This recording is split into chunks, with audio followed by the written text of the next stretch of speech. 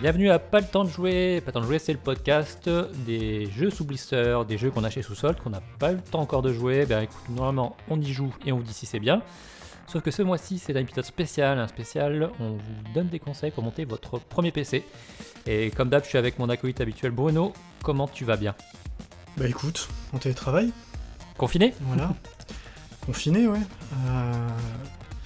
Donc on va voir comment ça se passe cette fois. Ouais, c'est le retour du confinement, donc écoutez, on va vous donner peut-être une petite heure de détente pour penser à autre chose, cette période particulièrement un peu glauque. Et comme je l'ai indiqué, ça va être un épisode spécial ce mois-ci, on aura un épisode normal un peu plus tard en mois de novembre, mais on va parler PC, Bruno. Oui, parce que ça fait quelques années quand même qu'on fait du PC tous les deux. Ouais. On est d'ailleurs... on est joueurs multiplateformes, nous on aime bien... Je pense que toi voilà. T'es autant joueur console que PC. Oui, plus PC parce que c'est un peu la facilité et c'est quand même un peu la plateforme supérieure, on va dire quand même. Bah c'est moins cher, les jeux surtout. On va en parler, mais oui, donc le but de cet épisode, c'est on va essayer de vous guider, de vous donner des conseils pour monter votre premier PC. Donc voilà, si vous êtes quelqu'un qui a déjà un PC depuis longtemps ou qui est un expert et qui va sur tous les forums de hardware du monde, je pense que vous pouvez vous en dispenser. Par contre, si vous êtes quelqu'un qui veut justement passer dans le monde du PC, qui veut avoir sa propre machine avec sa propre config, ou quelqu'un peut-être qui n'a pas monté de PC depuis très longtemps, bah, peut-être que ça peut vous aider. Oui, parce que comme on dit, nous on n'a jamais décroché en fait, ça fait 25-30 ans que je fais ça. À nous deux, 50 ans d'expérience. Voilà, facile. Et oui, on en a monté quelques-uns, ouais. Bah écoute, moi, pour situer un petit peu l'expérience, pour ceux qui l'ont pas encore compris, moi je suis administrateur système et réseau. Et des PC, j'en ai monté quelques centaines en fait depuis le temps. J'en ai acheté beaucoup, des serveurs, donc je pense avoir une assez bonne quand même, je pense à peu près, connaissance du monde du hardware.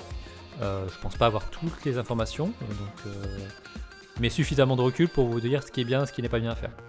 Voilà, moi je suis développeur, mais avant ça j'ai bossé dans des boutiques, j'ai fait plein de choses, et des PC j'en ai monté aussi beaucoup. Oui, t'en as monté beaucoup.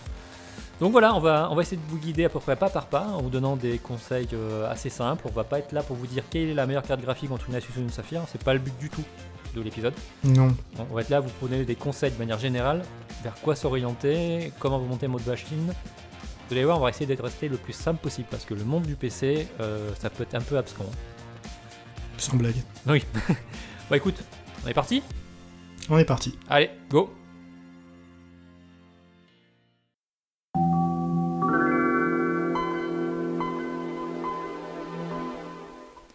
Et donc c'est parti, on va vous donner tous les conseils qui vont bien. On va essayer de découper ça de manière assez logique pour essayer de vous rendre ça compréhensible. Donc, et digeste surtout parce que ça va aller voir, c'est un peu long. Hein. Donc déjà la première chose, comme tu me l'as dit tout à l'heure en off avant l'enregistrement, ça n'a jamais été aussi facile de monter un PC. Ah, clairement. Non mais voilà, c'est quelque chose qu'il faut bien réaliser. Aujourd'hui, entre les détrompeurs, tout a fait des progrès d'un point de vue facilité de montage. On n'a plus ce qu'on devait faire nous, deviner des câbles qui pouvaient aller à deux endroits différents. Ou se brancher à l'envers ou ce genre de choses. Moi, la première carte mère que j'ai monté l'alimentation à l'envers, par exemple. C'est un peu dommage. Et c'est des trucs qu'on n'a plus du tout. C'est-à-dire qu'aujourd'hui, il y a des détrompeurs, on peut pas se tromper. C'est quasiment impossible de détruire des composants au montage. C'est très très simple. Et un point très important, chose qui n'existait pas quand nous on montait nos premières machines dans la fin des années 90, début 2000, c'est qu'aujourd'hui, sur quasiment tous les sites spécialisés pour la vente de pièces détachées, ils ont des configurateurs. C'est-à-dire que vous choisissez votre processeur, ils vont vous donner toutes les cartes mères qui sont compatibles. Exactement, ce qui évite beaucoup de problèmes qu'on a pu avoir aussi, et ce qui facilite le choix, en fait, tout simplement, au départ. C'est-à-dire que ça va pas vous dispenser, pour moi, ça dispense pas de faire des recherches avant. Tout à fait. Mais au moins, on est sûr de pas prendre un truc qui marchera pas, tout simplement. Voilà, si vous utilisez un configurateur comme il y en a sur tous les grands sites, On en parlera plus tard. Mais vous, si vous choisissez votre processeur, vous dites que c'est un AMD, ils vous proposeront toutes les cartes mères qui sont compatibles avec ce processeur. Et s'il y a un doute sur la compatibilité, en général, ils vous l'indiquent. Donc déjà, ça facilite grandement la vie. Je peux vous dire que dans les années 90, quand vous achetiez un processeur, vous creusiez beaucoup avant de vous assurer que la carte mère allait être compatible, vous allez pouvoir y mettre votre processeur. Oui, puis c'était une jungle en termes de marque beaucoup plus prononcée. C'est-à-dire qu'aujourd'hui, quand même, malgré tout, on a 2 plateformes en termes de processeurs, on en parlera. Oui. Mais il y a plus de modèles de carte mère, mais il y a moins de composants exotiques et de marques annexes qui viennent se greffer dans l'équation, quoi. Tout à fait, ça c'est extrêmement concentré.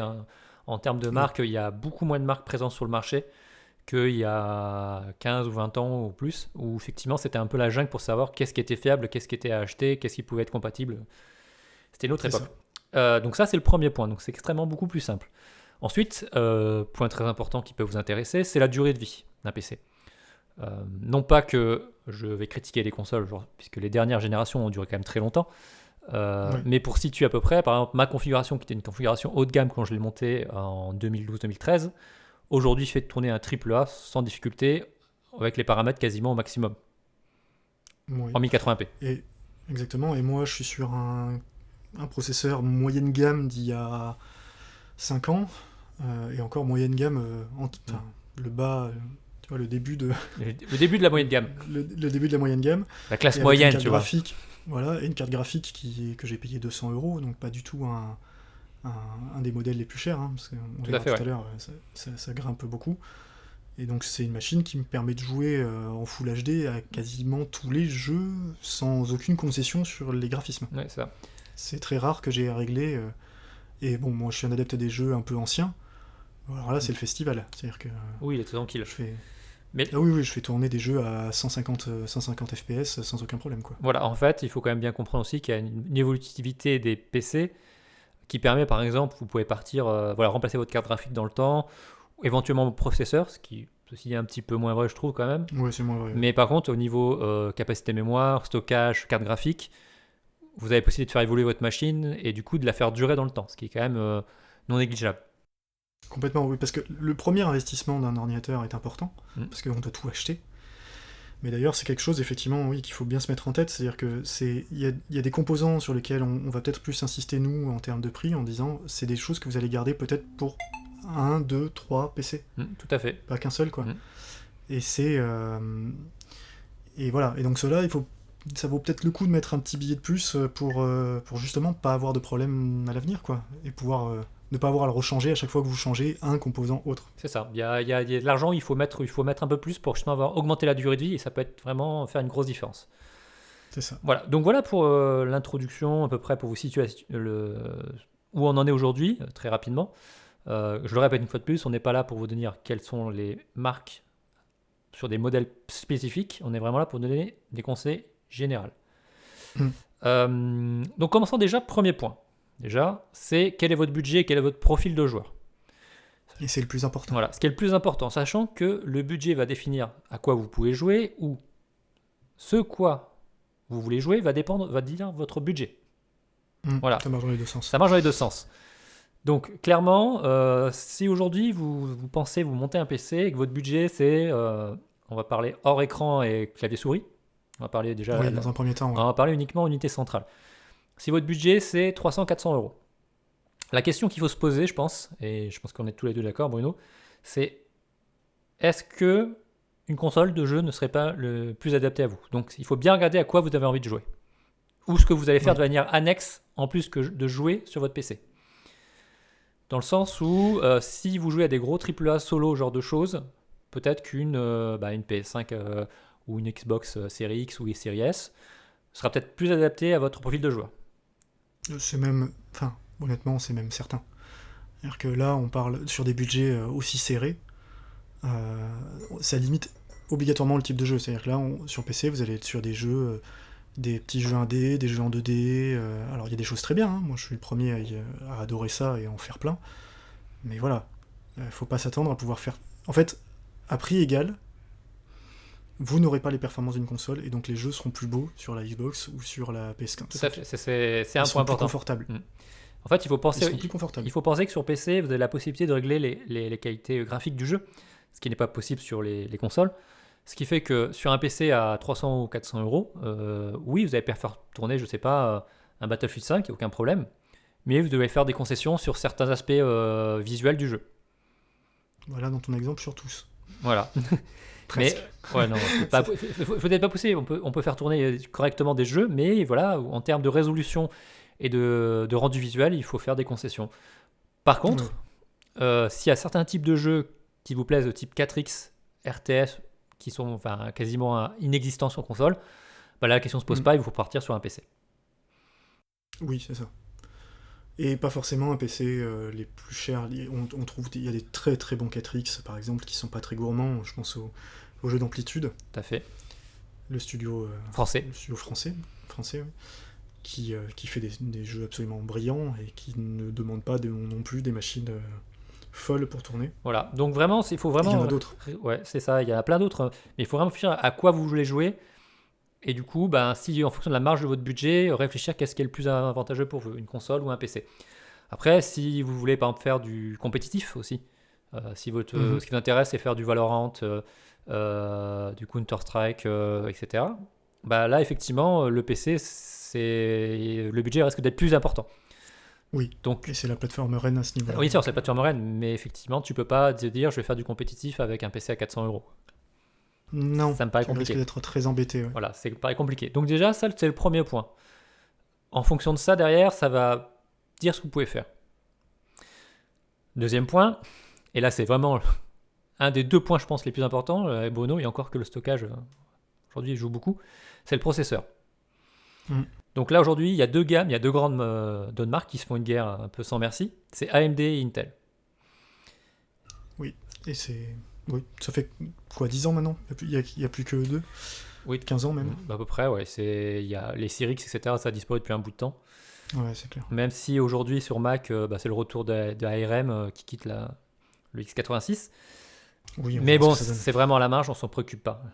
Non, puis ça, c'est pas avant... Enfin, c'est une évolution qu'on verra peut-être, mais on a entre 5 et 10 ans facile pour la voir venir, quoi. Et qui plus est, le Mac n'est pas une plateforme de jeu.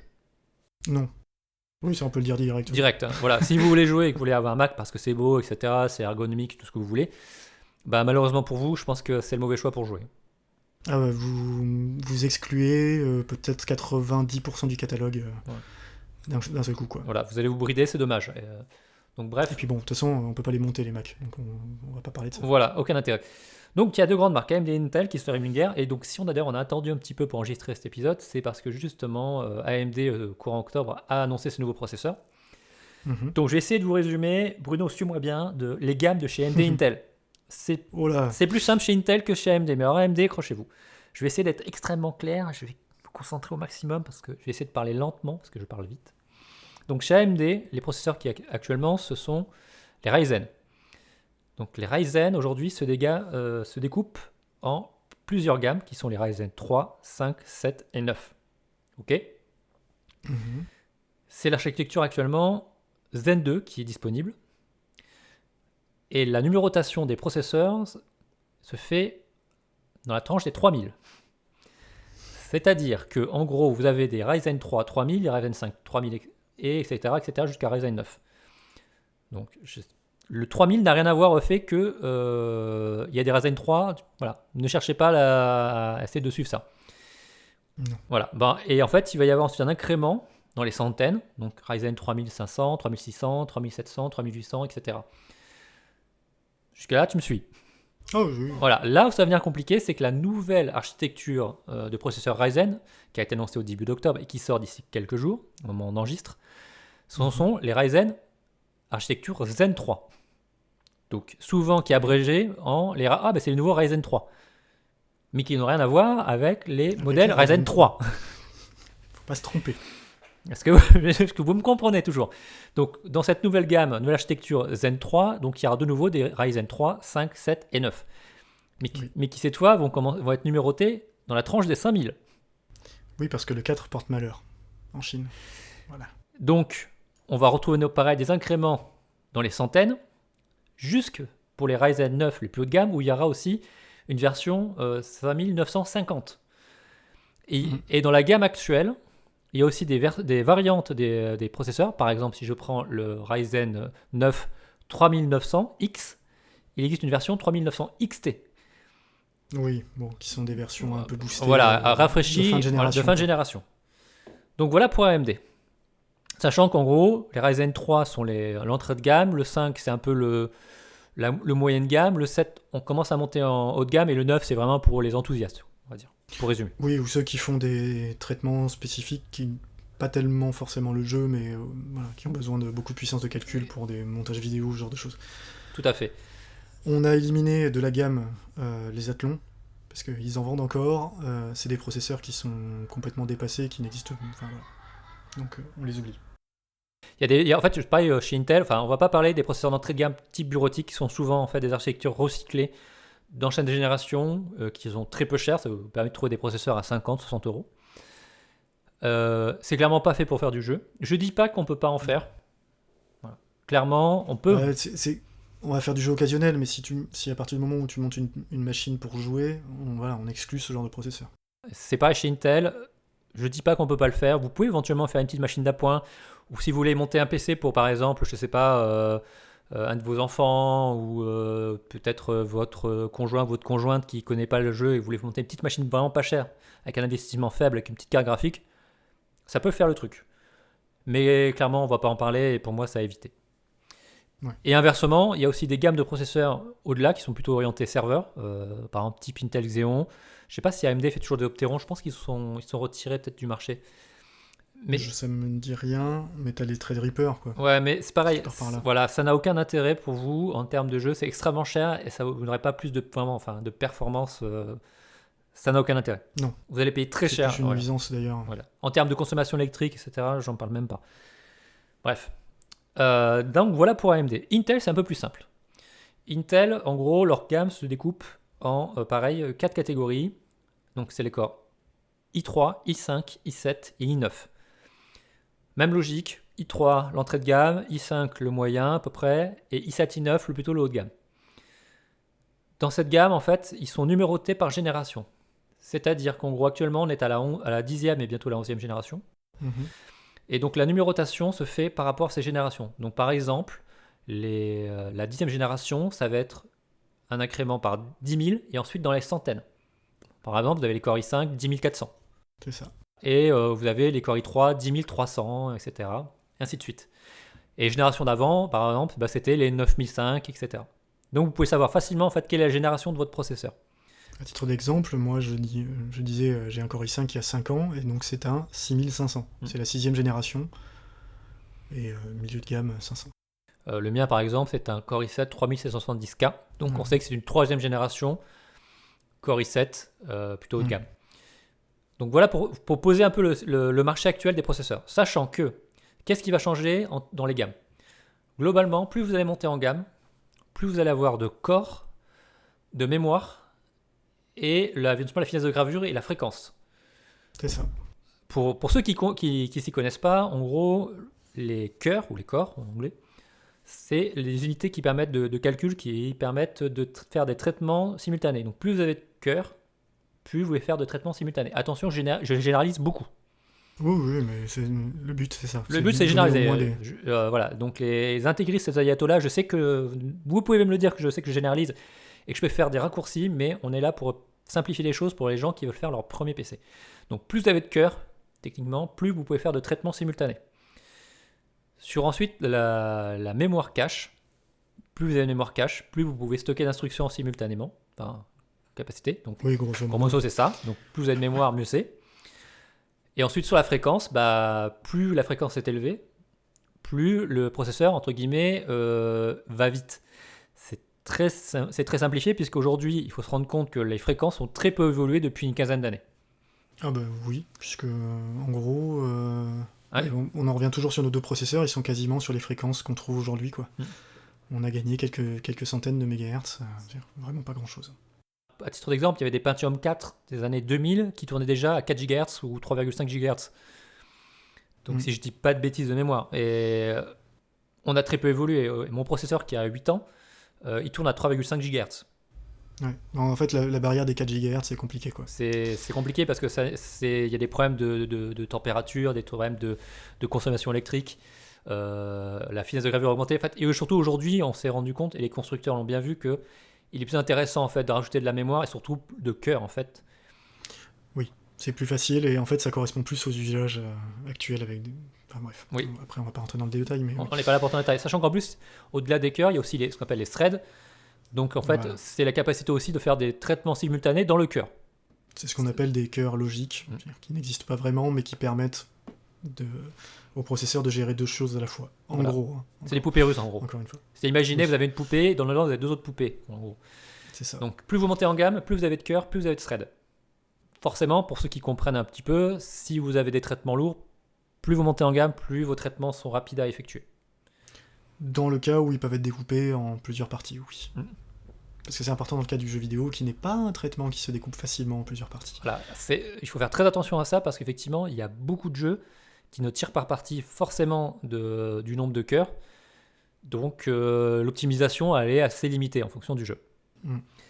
Alors ça risque de changer un tout petit peu avec la nouvelle génération de consoles qui justement, pour la première fois, dispose de processeurs centraux qui sont déjà des octa-core et qui sont assez puissants. Fourni par AMD. Fournis par AMD, c'est des Ryzen. On verra ce que ça donne. Mais voilà, c'est historiquement, les jeux, on disait en général, au-delà de 4 corps, ils savent pas trop quoi faire. Ouais, c'est ça. Ça évolue, hein, ça dépend des jeux, il y a des moteurs qui le gèrent mieux que d'autres.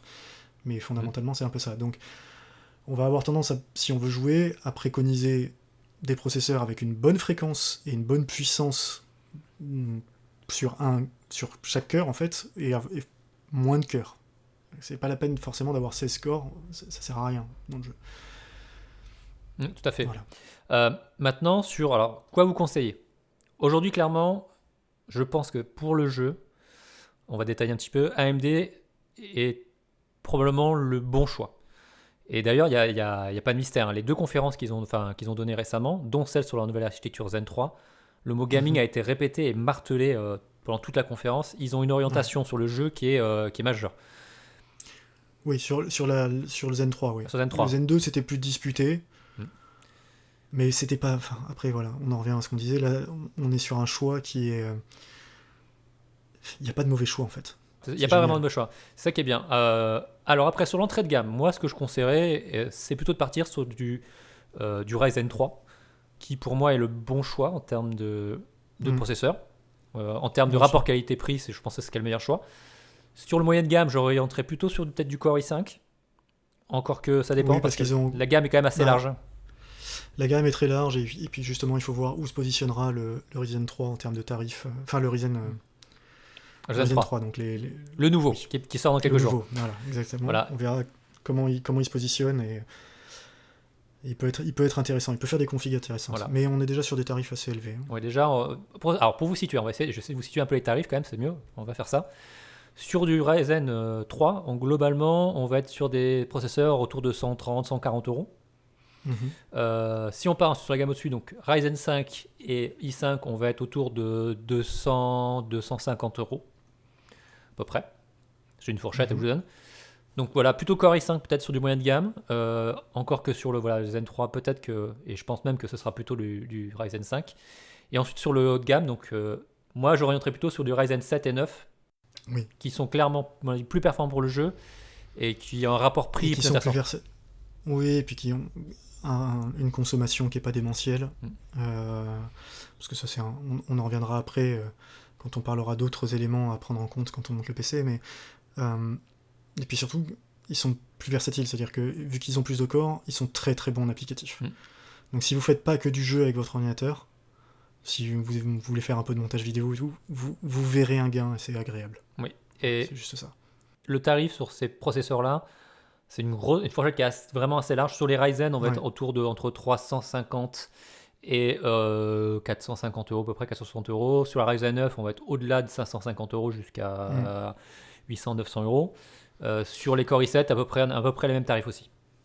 Ouais. Donc c'est pour ça quand on disait on peut difficilement jouer avec une machine à 400 euros, voilà, c'est ça qu'on exprimait, quoi. C'est que là déjà on est en train de parler de processeurs un seul élément de l'ordinateur vaut presque le prix d'une console, quoi. Ouais, Voire plus cher. Si vous partez sur un modèle plutôt haut de gamme, vous avez déjà la totalité de votre budget qui est bouffé, ce qui du coup vous ramène forcément à l'entrée de gamme. Sachant que les Ryzen 3 actuels série 3000 étaient des très bons processeurs pour le jeu. Oui. C'était vraiment c'est toujours d'ailleurs un très bon choix. Donc c'est pas, et voilà, comme tu l'as très bien dit, il n'y a pas vraiment de mauvais choix. Oui, vous allez peut-être avoir un peu moins de performance si vous prenez pas le plus performant dans la gamme. C'est pas bien grave, ça la marche. Oui. C'est pas ça qui va vraiment faire une grosse différence derrière. Il y a une chose, la carte graphique va faire beaucoup plus. Bah c'est ça, c'est ce qu'on va aborder ensuite, de toute façon. C'est le gros morceau qu'on intéressera. Le gros morceau, non, puis le gros morceau, c'est d'avoir une machine qui tient la route. C'est pas la peine d'avoir un processeur à 200 € et une carte graphique à 1000 €, ou vice versa. Enfin, voilà, il faut faut que les deux arrivent à communiquer à peu près à la même vitesse, qu'il n'y en ait pas un qui bride l'autre. Sinon, ça sert à rien. Totalement. D'ailleurs, on l'a pas dit au début, et j'y pense, et tu fais très bien de dire. Dans votre config, soyez cohérent dans les composants. Ouais. C'est-à-dire que là, on commence par le premier composant. Si vous partez sur un processeur d'entrée de gamme, n'allez pas mettre derrière une carte graphique haut de gamme, la RAM haut de gamme, etc. Ça n'a aucun intérêt. Ça n'a aucun sens. Je dis pas que ça ne marchera pas. Ça marchera très bien. Mais vous briderez les performances en fait de votre PC du fait que forcément il y a un déséquilibre. Voilà. Vous ne mettez pas des pneus haut de gamme sur une vieille 206. Et moi, tiens, tu vois, ça tombe très bien. Je vais te donner un exemple. C'est l'exemple dont je te parlais. Je joue à un jeu en ce moment qui est un AAA récent. Et je vois bien que mon processeur, là, pour le coup, c'est lui qui m'apporte des problèmes de performance. Avec ma carte graphique, en général, je suis à plus de 60 FPS sans aucun problème. Et le processeur est utilisé tout le temps. Et donc, dès que le jeu a besoin d'un peu plus, parce qu'il charge un niveau ou autre, je me prends des saccades dans le jeu. C'est un facteur limitant. C'est dommage. Mais on en revient à ce qu'on disait, il vaut mieux avoir des choses un peu plus cohérentes là-dedans. Tout à fait. Donc restez logique dans le choix de vos achats et de vos composants. Ok, donc maintenant vous avez choisi votre processeur. Yes, super. Donc vous êtes sur les rouges ou sur les bleus. C'est ça. Maintenant il faut choisir votre carte mère. Alors donc comme l'a dit. Alors là c'est la jungle. Alors là c'est le point le plus compliqué je pense clairement. Ouais, clairement. Bon déjà il y a moins de marques. Les grandes marques ça va être ASRox, Asus, MSI, Gigabyte. Oui. Et je suis en train de réfléchir, est-ce qu'il y en a d'autres? Zotac à une époque, mais j'en vois plus. Ouais, je sais pas. Je pense qu'ils ont arrêté. Il y a beaucoup de marques qui ont crevé, hein, clairement. Oui, clairement. Ou qui ont été rachetées. Donc voilà, ça c'est les grandes marques. En passant, nous on n'est pas de. Je fais juste un point sur les marques parce que bon, Intel AMD c'est pas la même chose, mais enfin, toi comme moi, on a eu des emmerdes à peu près, je pense, avec toutes les marques. Oui. Ça sert à rien d'être fidèle, fanatique d'une marque en particulier. Hein. C'est les modèles qui comptent. C'est voilà, quand il s'agit de choisir un truc, choisissez le modèle qui vous va avec ce qu'il faut dedans pour vous. Et ensuite renseignez-vous sur la fiabilité de la carte. Voilà, regardez les tests, regardez les retours des utilisateurs, surtout voir est-ce qu'ils ont eu des problèmes ou pas. C'est parfois plus intéressant qu'un test parce que au moins c'est un retour d'expérience de quelqu'un qui utilise depuis plusieurs semaines ou plusieurs mois et qui va vous dire bah oui mais moi j'ai pas eu de problème, moi j'ai eu beaucoup de problèmes sur tel truc. Et moi je maintiens que pour moi mon premier critère de recherche sur ce genre de composants c'est la fiabilité. Oui. Les processeurs on n'a pas de problème de fiabilité. On sait ça marche, c'est deux grandes marques, les cartes mères c'est déjà plus compliqué.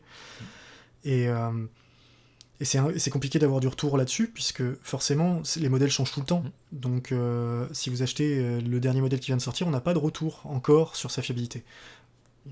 Avec l'expérience, on le sait un peu, en fonction de comment elle est construite et du fabricant, mais au-delà d'acheter, d'éviter comme la peste toutes les marques dont vous n'avez jamais entendu parler, qu'on trouve sur Amazon, par exemple, qu'il faut vraiment éviter. Tout ce qui est marque no-name, non, non, évitez totalement. Et tout de suite, parce qu'encore une fois, c'est un ordinateur, aujourd'hui, pensez que vous allez le garder peut-être 4-5 ans. Voire plus. Donc c'est quand même... La carte mère, c'est très important, c'est là où vous branchez tout. C'est ce qui va vous limiter le plus dans les upgrades futurs, en fonction de ce que vous mettez dessus. Ce serait con qu'elle crame... Ça serait vraiment dommage. Et que dans sa mort, en plus, elle vous embarque un ou deux composants, histoire de pouvoir acheter du fan, quoi. Voilà, c'est ça. Mais et une bonne carte mère, encore une fois, c'est que ça va vous permettre d'évoluer plus facilement derrière. Juste ça. Et pour rebondir sur ce que tu disais sur les processeurs, moi qui ai eu probablement des milliers de PC à gérer dans ma vie professionnelle, des processeurs qui crament, je veux dire, qui tombent en panne physiquement, j'en ai quasiment jamais eu. En général, c'est la carte mère qui lâche. Non, on en a eu beaucoup à une époque. Oui, mais parce que c'était AMD avait fait un choix il y a 20 ans. Oui, c'est il y a longtemps ça. Débile de fabrication. Oui, de fabrication qui faisait qu'en fait on cassait le processeur quand on le montait. Oui, non mais je parle pas de voilà. montage, je parle uniquement mais je sais, de la panne en fait matérielle pendant sa durée de vie. Casser un processeur au montage, ça peut encore arriver. Hein. Oui, c'est devenu compliqué, mais ça peut arriver. Tu fais pas attention, tu peux le faire. Oui, mais même la panne qui était la plus fréquente il y a quelques années, c'était on met trop de pâte thermique et plop. Oui. Tu sais, le fameux plop de surchauffe. Même ça, c'est devenu très compliqué, quoi. Entre les sécurités dans les processeurs et le fait qu'ils aient déjà une enveloppe thermique à eux, une protection, etc., qui fait que, bon, voilà, même ça, c'est devenu quand même très rare. Soyez rassurés, sur les processeurs, pas de problème. Par contre, les cartes mères, effectivement, faites très attention dans votre choix. Ne prenez pas des no-name. Éventuellement, surtout, et même pas éventuellement, mais je dirais surtout, de mon point de vue, prenez un modèle qui a quelques mois. Oui. Parce que les premières séries... Le BIOS est mature. Voilà, il peut y avoir des problèmes dans les premières séries. En fait, potentiellement, ça peut vous apporter des complications. Et devoir démonter sa carte mère, la renvoyer SAV et attendre de recevoir un nouveau modèle, c'est jamais plaisant. Clairement. Et puis en fait, ça rejoint ce qu'on avait dit, comme ne pas acheter la console à son lancement, attendre quelques mois, c'est la même chose, c'est des composants qui sont très complexes, et c'est pas plus mal d'avoir une révision 2, ou voilà, du même composant. Attendre quelques mois que l'architecture soit mature, c'est pas mal. En fait, je vais continuer mon parallèle avec les voitures, hein. C'est la même chose. Vous achetez une voiture, elle vient de sortir, c'est jamais toujours en fonction des constructeurs, toujours une bonne idée. Il y a des constructeurs comme Toyota, il n'y aura pas de problème, mais il y en a d'autres, potentiellement, ce sont des mécanismes industriels complexes. Il peut y avoir des problèmes, des malfaçons qui étaient indétectées, et malheureusement, vous allez essuyer les plâtres. Ouais, ou même des optimisations de la chaîne de montage derrière qui fait que on est plus fiable. Oui, aussi. Tout simplement. Donc voilà, ça c'est le premier point. Ensuite, votre carte mère, elle sera pour AMD ou Intel. Et le type de processeur va déterminer en fait quel socket, donc le port sur lequel le processeur va se mettre, sera compatible. Aujourd'hui c'est AMD, donc c'est la M4. Depuis longtemps. Puisque AMD a rationalisé en fait son socket, ce qui est très bien, ce qui fait que par exemple les Zen 3 qui sortent dans quelques jours seront aussi AM4, ce qui fait que les cartes mères précédentes... Ouais, je vais mettre un bémol, c'est très bien et à la fois c'est un bordel dans les chipsets. Enfin... Attends, on va y venir les chipsets. Ouais. Ne mets pas le bordel dans mon raisonnement. Donc voilà pour AMD. Chez Intel, donc s'appelle le socket... dont j'ai oublié le nom. À eux, c'est le bordel parce qu'en fonction des générations, ils changent tout le temps. Oui. Sur la 10e génération, c'est un nouveau socket qui est le... comment il s'appelle ? Je sais plus. Il y a des chiffres derrière et ça commence par LG quelque chose. Oui. Attends, je cherche. Parce que je ne veux pas dire de bêtises. Je ne le trouve pas. C'est fou ça. Alors, ça, c'est pas très grave. Non, mais c'est pas très grave. Mais comme on l'a dit au début, utilisez les assistants de configuration sur les sites de vente et vous diront quel est le socket qui correspond. Socket 1200, voilà, c'est ça. Oui. Pour la 10e génération, c'est le socket 1200. Donc ne prenez pas une carte qui n'a pas le socket correspondant à votre processeur. C'est juste la base. Une fois que vous avez repéré ça, il faut aussi surtout regarder le chipset. Donc le chipset, c'est un autre processeur qui est embarqué sur la carte mère, qui devient de plus en plus important, et qui va gérer en gros tous les périphériques de la carte mère. Et tous les processeurs ne sont pas compatibles avec tous les chipsets. Voilà. On continue avec le Papyrus. Ce qui fait que, par exemple, AMD, si vous voulez la nouvelle génération de Zen 3, il vous faudra un processeur de la série, chipset, pardon, de la série 500, donc B550 ou X570. Les chipsets 400 ne sont pas compatibles nativement, et je mets des gros guillemets, en faisant le signe tout seul chez moi comme un bête. Il faudra mettre à jour le BIOS. Et là, le BIOS, vous allez me dire, mais qu'est-ce que c'est ? Le BIOS, c'est en gros le logiciel interne de la carte mère qui permet de faire tourner la carte mère.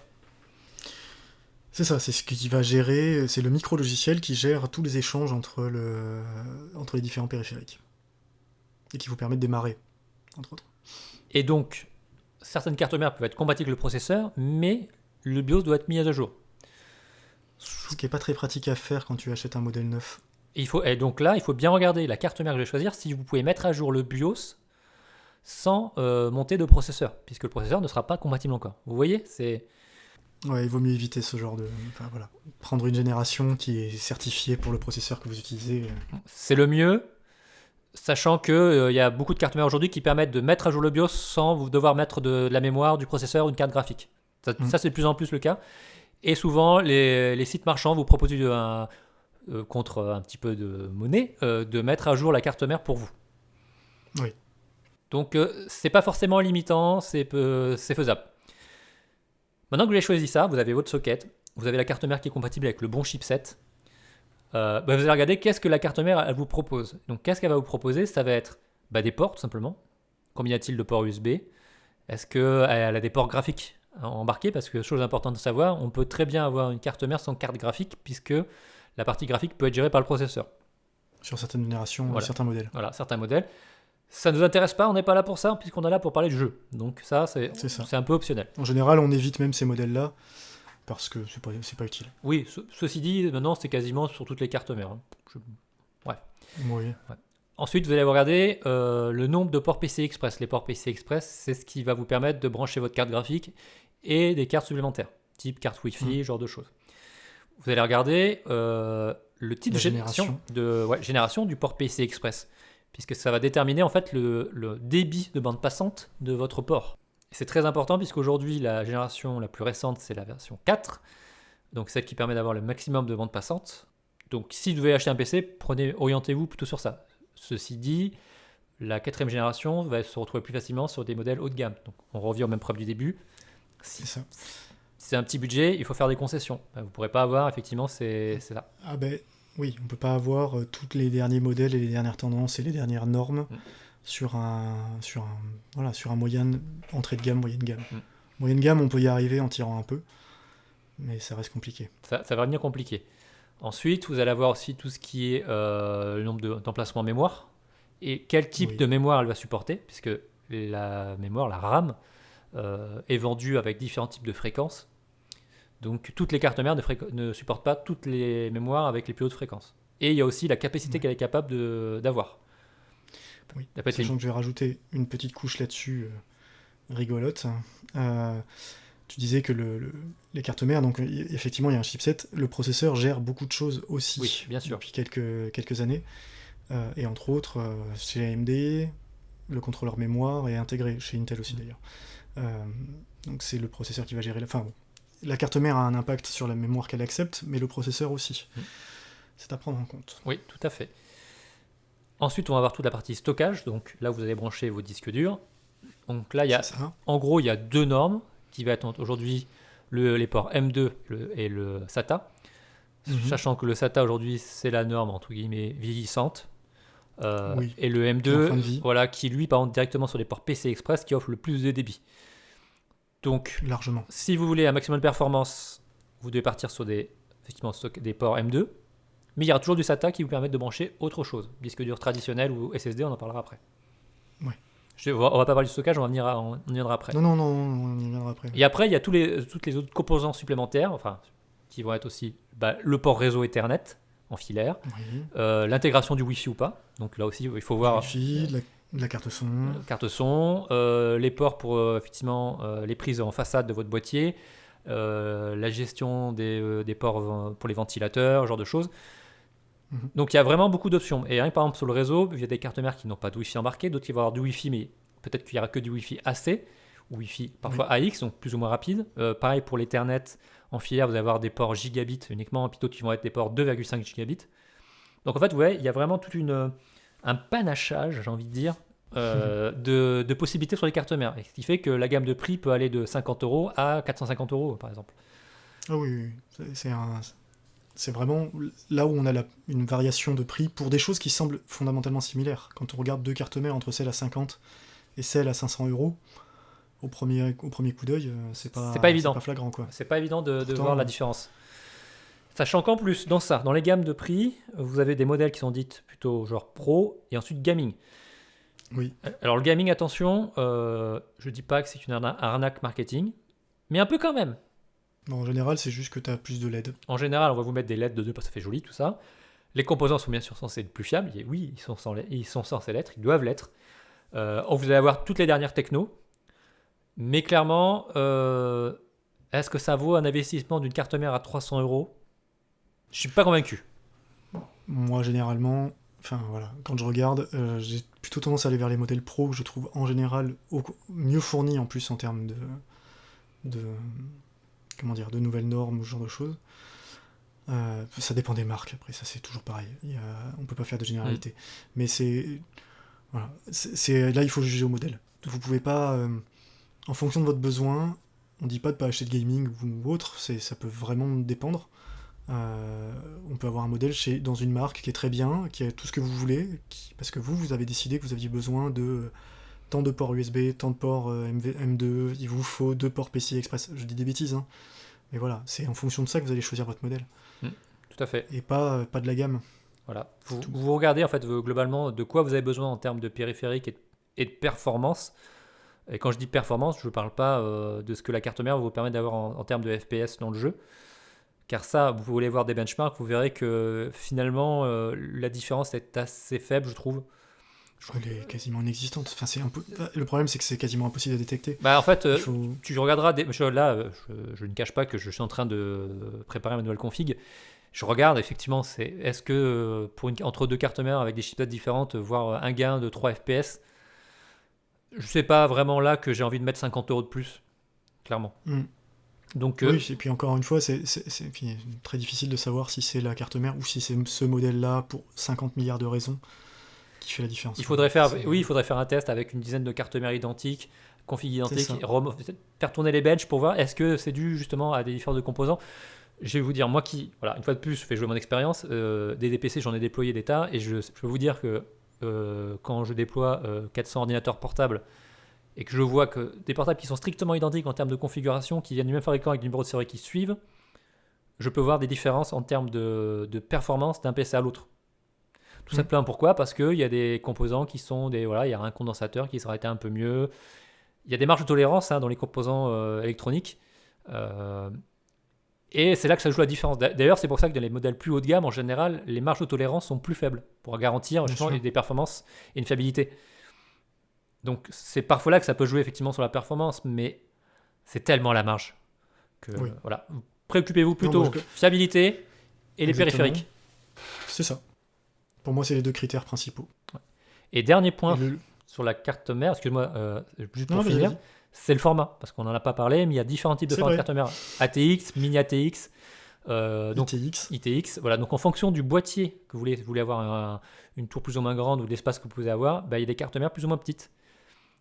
Mais qui dit carte plus petite, dit moins de ports aussi. Dit moins de ports, puis après c'est pareil, si vous partez sur du TX, il y a plein de contraintes qui vont aller avec. En termes de ventilateur, puisqu'on y viendra ensuite, en termes de boîtier, de carte graphique, etc. Donc c'est des choses à prendre en compte. Si vous voulez mettre une grosse carte graphique, prenez pas une ITX. Hein. Oui, après, pas évident. Oui. Après, encore une fois, si vous partez sur un premier PC, sauf si vraiment vous avez des contraintes de place particulières, partez sur du moyenne tour, c'est le standard. Ça vous limite pas, vous pouvez prendre quasiment n'importe quel composant. Enfin, voilà, plus simple. ATX, moyen tour, c'est tranquille. Oui. Voilà pour les cartes mères, à moins que tu aies quelque chose à rajouter. Non, j'ai pas grand chose à rajouter. Si vous êtes adepte des LED et des systèmes, regardez s'il y a des ports pour les synchroniser. Si vous êtes branché sur ce genre de truc, ça va vous rajouter quelques dizaines d'euros. C'est un peu la jungle en plus, donc c'est un peu compliqué, ouais. C'est un peu compliqué. Bref. Bon, ça existe. Ensuite, voilà, un point rapide, c'est le ventilateur pour le processeur. Oui. Alors, dans la majorité des cas, même si je crois que ça va être moins le cas sur les Zen 3 pour AMD, souvent le ventilateur est fourni avec le processeur. Alors depuis les XT, il est plus fourni. Hein. Depuis les Zen 2 XT, ils l'ont viré. C'est bien ce qui me semblait. Alors, ils sont pas mal, en général, ceux qui sont fournis avec. Sauf certaines générations où ils étaient un peu bruyants ou pas. Ça peut toujours valoir le coup d'en mettre un plus costaud. Enfin, moi j'ai jamais gardé les modèles stock, sauf une fois. Voilà, après, en ventilateur, il y a de tout. Là, c'est les tests qui vous donneront quel est le meilleur ventilateur. Moi, je le sais. Là, pour le coup, on recommande jamais de marque. Moi, j'ai une marque Moi, qui j'en ai est 2 marques. absolue. Je pense qu'on a les Ouais, mêmes. oui, enfin, c'est Noctua, enfin, dans mon cas, je peux le dire. Hein, Ouais, on s'en fiche. ou Be Quiet, dans mon cas. Be Quiet est pas mal aussi, ouais. En gros, vous avez le choix entre Et les Autrichiens de chez Noctua ou les Allemands de chez Be Quiet. voilà. Et ils sont très La seule sérieux. chose à faire gaffe sur les radiateurs, c'est que sur les radiateurs haut de La gamme, taille. ils ont tendance à être très gros. Et là, ils commencent à plus rentrer dans n'importe quel boîtier. Oui, donc, Faites attention à ça. justement, pour l'aparté sur les boîtiers plus tard, regardez la taille du ventilateur et quand vous achetez votre boîtier, regardez le descriptif de la taille des ventilateurs acceptés, enfin des radiateurs. Et c'est là où j'en viens d'ailleurs. Je fais juste une micro aparté là-dessus. Quand on va recommander des sites ou ce genre de choses, il y a des sites qui sont peut-être un peu plus chers que d'autres, vous verrez, mais le descriptif des produits est tellement bien. Des fois, voilà. Quand vous achetez un boîtier sur Amazon ou ce genre de choses, bon courage pour vous fier à la description. Oui. Moi, je le ferai pas. Hein. Moi non plus. C'est-à-dire que voilà. Alors que Parce que c'est des gens qui On ont citera. l'habitude de faire ça. Des gens sérieux, des sites c'est sérieux. ça. Puis Amazon, c'est un site généraliste et puis enfin, ils s'en foutent quoi. Oui, ils s'en foutent, ils sont pas là pour ça. Donc, Voilà. C'est ça. donc les Ouais, radiateurs et les juste- ventilateurs, donc voilà, on a nos 2 conseils en termes de marque. L'installation sont simples, c'est super facile. Donc si vous gardez le ventilateur d'origine, ça sera peut-être un peu plus bruyant. Vous pouvez partir sur un truc un peu plus fiable et qui fera plus de dissipation en termes thermiques. Mm. Il y a des prix, il y a un peu de tout. Hein. Ça va de 30 € à 80 € pour des gros oui. modèles. Et il y a aussi le water cooling qui est possible. Il n'a jamais été aussi facile de faire du water cooling Oui. Parce qu'on peut acheter des solutions tout en un. tout en un qui se montent très facilement. Après, water cooling, bon, c'est plus cher. Pour vous donner un ordre d'idée, un Be Quiet un peu haut de gamme va être dans les 80-75 €. Un kit, je sais pas, un Corsair, tout en un, ouais, il y a juste à le poser, qui est très simple, on va être dans les 120 €. Donc C'est ça. 50 € de plus pour effectivement avoir un peu moins de bruit et plus de dissipation thermique, ça dépend ce que vous voulez faire. Hein. Une fois de plus, on revient à qu'est-ce que vous voulez faire. La notion du un peu moins de bruit est très relative. Hein, Oui. parce que, Quand je dis un peu moins de bruit, voilà. je parle pas.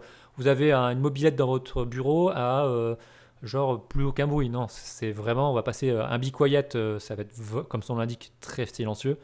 Mm. Un kit Corsair, sachant que les ventilateurs de base sont pas non plus des ventilateurs extrêmement silencieux. Non. Donc, moi personnellement, je trouve que c'est plus du luxe qu'autre chose. À part si vraiment vous voulez fortement refroidir ou que vous êtes dans un environnement où il fait chaud, parce que tout le monde n'habite pas forcément dans Oui. des régions froides aussi. Tout à fait. C'est à prendre en compte. Si le bureau est positionné, l'ordinateur est positionné dans les combles le mois d'août, bon, ça peut être. Ça justifie, ouais. Mais bon, grosso modo, voilà. Les solutions de refroidissement haut de gamme, c'est pour les très gros processeurs, type les dernières générations là, Ouais, les Core i9. des Core i9, etc., qui ont effectivement des tendances à vraiment chauffer, voilà, et pour certains, même chez Intel, recommandent presque du water cooling tellement le radiateur, enfin c'est devenu des radiateurs. Mais Oui. Après, il ne faut pas s'étonner aussi, les processeurs sont conçus pour monter en température aussi. Hein. C'est pas forcément grave si votre processeur est à 75 degrés. Hein. Enfin, c'est mieux s'il est plus bas. Hein. Voilà, 75, ça commence à être Oui. le moment où on peut se poser des questions, mais oui. Normalement, c'est pas encore. Le ventilateur qui fournit le radiateur avec le processeur est conçu pour le processeur. Donc, voilà, on peut le changer pour des questions de, comme on disait, parce qu'on est incommodé par le bruit, etc., mais en théorie, il fonctionne. Voilà. Hop, les ventilateurs, c'est fait, on n'en parle plus, on passe à la suite. La mémoire, parce qu'il faut qu'on avance, il y a encore un énorme morceau derrière. La mémoire, comme j'ai indiqué, aujourd'hui on est sur la DDR4. Ça fait 10 ans qu'on est sur la DDR4. Il y a différents types de fréquences qui sont indiquées par 3200, 3600, etc. Et qui change pas grand-chose. Qui ne changent pas grand-chose. Vous allez avoir un peu plus de performance et encore, voilà. Il y a certaines fréquences, par exemple, qui sont plus accommodées avec certains types de processeurs. Je sais que par exemple, chez AMD, sur les Ryzen, ils aiment bien, a priori, je sais plus, c'était la 3006, je crois, ou un truc comme ça. Oui, il la gère très bien. Voilà, et qui la gère très bien. Donc, vous pouvez tomber sur effectivement la fréquence qui colle bien avec votre processeur. Renseignez-vous. Après, ça joue pas à grand-chose, franchement, en termes de performance aujourd'hui. C'est plus sur la quantité. Et là, en gros, il y a 3 guerres, 8, 16, 32 gigas. 8, pour moi, c'est clairement pas assez. Ouais, 8 c'est trop. C'est enfin, c'est pour moi non léger. plus. C'est léger. Quand on joue, c'est léger. Ouais. Pour une petite config, pour des jeux où pas Oui, forcément, ça fera le taf très bien. Aucun sans problème. problème.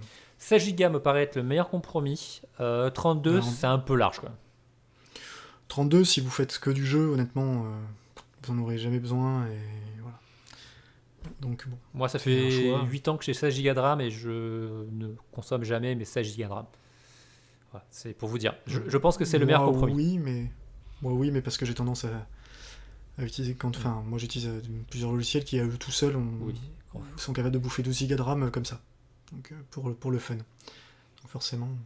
Après, sur les marques, il y a plein de marques. Évitez tout ce qui est no-name une fois de plus. Oui. Il y a des modèles Alors, du type value, donc l'entrée de gamme, qui feront très bien le taf pour des petites configs, il n'y a aucun souci. mhm. Vous pouvez monter après en gamme, avoir des modèles avec des radiateurs.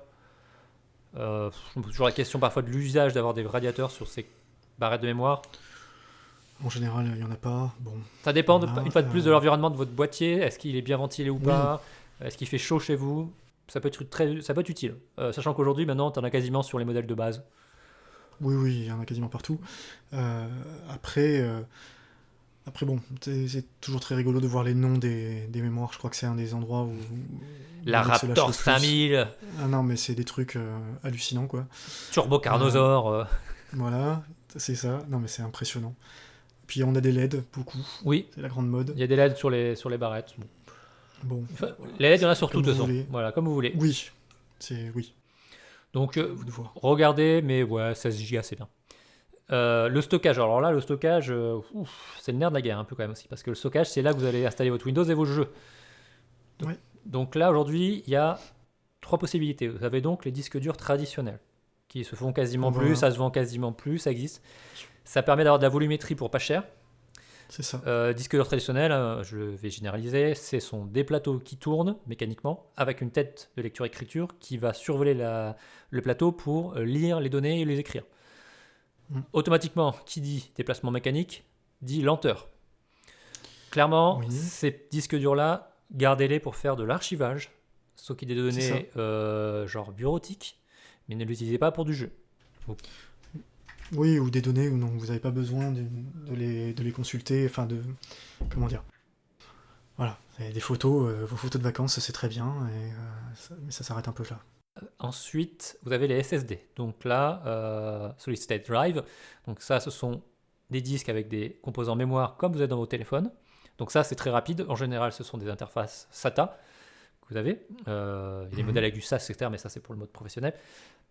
Ça, c'est très rapide. Ça a des bons débits. Ça, c'est, à mon avis, la solution de base, entre guillemets, le bon compromis. Pour des machines... Ça vaut plus grand chose. Voilà, pour les machines pas chères, ça vaut rien. Ça a des bonnes performances. Pour mettre du jeu, c'est très bien, par exemple. Pour faire l'installation de jeu, c'est pour moi une bonne solution. Et ensuite, vous avez les NVMe. Donc ça, c'est les dernières technologies. C'est ce qu'il y a de plus performant. Ça se branche directement sur donc, les ports M2, qui sont sur des ports PCI Express. Alors là, sur votre carte mère en direct. Voilà, ce sont des barrettes, comme des barrettes mémoire, en fait, qui vont se fixer sur la carte mère. Et là, on a vraiment le maximum de performance, sachant que ces performances dépendront aussi de la génération du port PCI Express. 3 ou 4. Le 2, il n'y en a plus. Alors, attention toutefois, là c'est la jungle. Vous avez de tout. C'est-à-dire qu'en termes de prix et en termes de performance. C'est relativement récent, en termes informatiques parlant. Je veux dire, ça fait 3 ans que ça se pour le grand public, oui. Et donc on trouve vraiment... Il y a autant sur les SSD qui se branchent en serial ATA, on peut pas vraiment avoir de mauvaises surprises. Quoi. Le prix est très ramassé, c'est très compact au niveau de la concurrence. Alors que sur les disques durs NVMe, pour un prix équivalent dans 2 marques différentes, parce que c'est 2 modèles, c'est pas les mêmes contrôleurs, c'est pas la même mémoire qui est dessus, on va pas avoir les mêmes performances. Bon, en soi, moi j'en ai dans mon PC.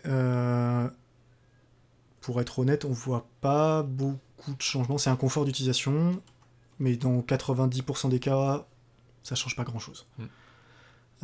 C'est vraiment sur des gros traitements, et même pas tellement dans le jeu. Je parle vraiment de gros traitements à côté que je fais. Où là, oui, je vois que ça charge plus vite et que c'est plus réactif. Je vais donner des ordres d'idées sur la bande passante. Un SSD, par exemple, on va être autour de 400 à 500 mégabits seconde. Sur un NVMe PCI Express 3, on va être autour de 3000 gigabits. C'est à peu près une marge. Il y en a qui sont un peu plus, un peu moins. Et je parle pas non plus des écritures séquentielles, etc. Enfin bref. Oui, parce qu'après, voilà, il y a plein de choses qui rentrent en compte. Voilà, si on écrit des gros fichiers, des petits fichiers, etc., le nombre de blocs, etc. Oui. Et ensuite, sur les générations PCI Express 4, on va être plutôt autour de 5 gigabits. Ouais. Donc ça vous donne une idée déjà de la différence, effectivement, de bande passante entre les technologies. Et comme tu l'as très bien dit, aussi, sur les NVMe, c'est un peu la guerre. Vous avez des modèles 1 Tera qui vont être à genre 200 € dans une marque, et une autre marque à côté va être à 300 €. Il y a 100 € de différence, il y a 33% de différence pour, en gros, la même capacité. Sachant que, vu les bandes passantes qu'il y a, si vous perdez, à mon avis, 500 mégabits entre ce qui est à 200 et ce qui est à 300, c'est pas bien grave. Bah c'est surtout qu'en fait, il faut pas tellement se fier au débit annoncé, il faut regarder les tests. Parce qu'en fait, ce qui va compter le plus sur ces disques-là, c'est leur capacité, leur taille de cache. Donc là, on va rentrer dans des termes un peu techniques, mais il y a plein de paramètres qui vont jouer sur l'utilisation du disque. Un disque qui est très rapide, 15 secondes, et puis derrière, dont les performances s'effondrent parce qu'il a rempli son cache, il vous sert pas grand-chose, en fait. Voilà. Donc à voir et à... C'est vraiment un domaine sur lequel, là, j'insiste de se renseigner avant d'acheter, parce que c'est pas très long, on regarde des comparatifs, c'est pas très compliqué, en général c'est bien expliqué, et on trouve des comparatifs et des guides d'achat à peu près partout, et c'est très important. Voilà. Tout à fait. Juste ça. Petit point aussi supplémentaire, il y a sur les technos utilisés pour les composants de mémoire, il y a des mémoires de type TLC et QLC. Les TLC sont les plus performantes, les QLC sont les moins performantes. Je resterai sur ça pour vous dire. T'as le SLC aussi. Oui, t'as d'autres normes aussi qui existent, mais ça, c'est les deux grandes normes, TLC et QLC. Voilà. C'est juste pour vous situer. Mais comme je dis, voilà, regardez plutôt les... Là, nous, on ne donnera pas de modèle, ça change tout le temps. Il y a tout le temps des nouveaux modèles qui sortent. Le NVMe, les prix, ils changent, mais d'un mois à l'autre. Il y a des modèles qui valaient pratiquement plus de 350 € il y a encore 3-4 mois. Aujourd'hui, ils ne valent plus que 200. Voire moins. Voilà. Moi, j'ai acheté le mien, je sais pas pourquoi, à un moment, ils se sont effondrés, et j'ai acheté le mien, une bouchée de pain, j'en suis très content, mais... Enfin, une bouchée de pain. Tout est relatif, mais voilà. Et le monde du stockage a bougé énormément.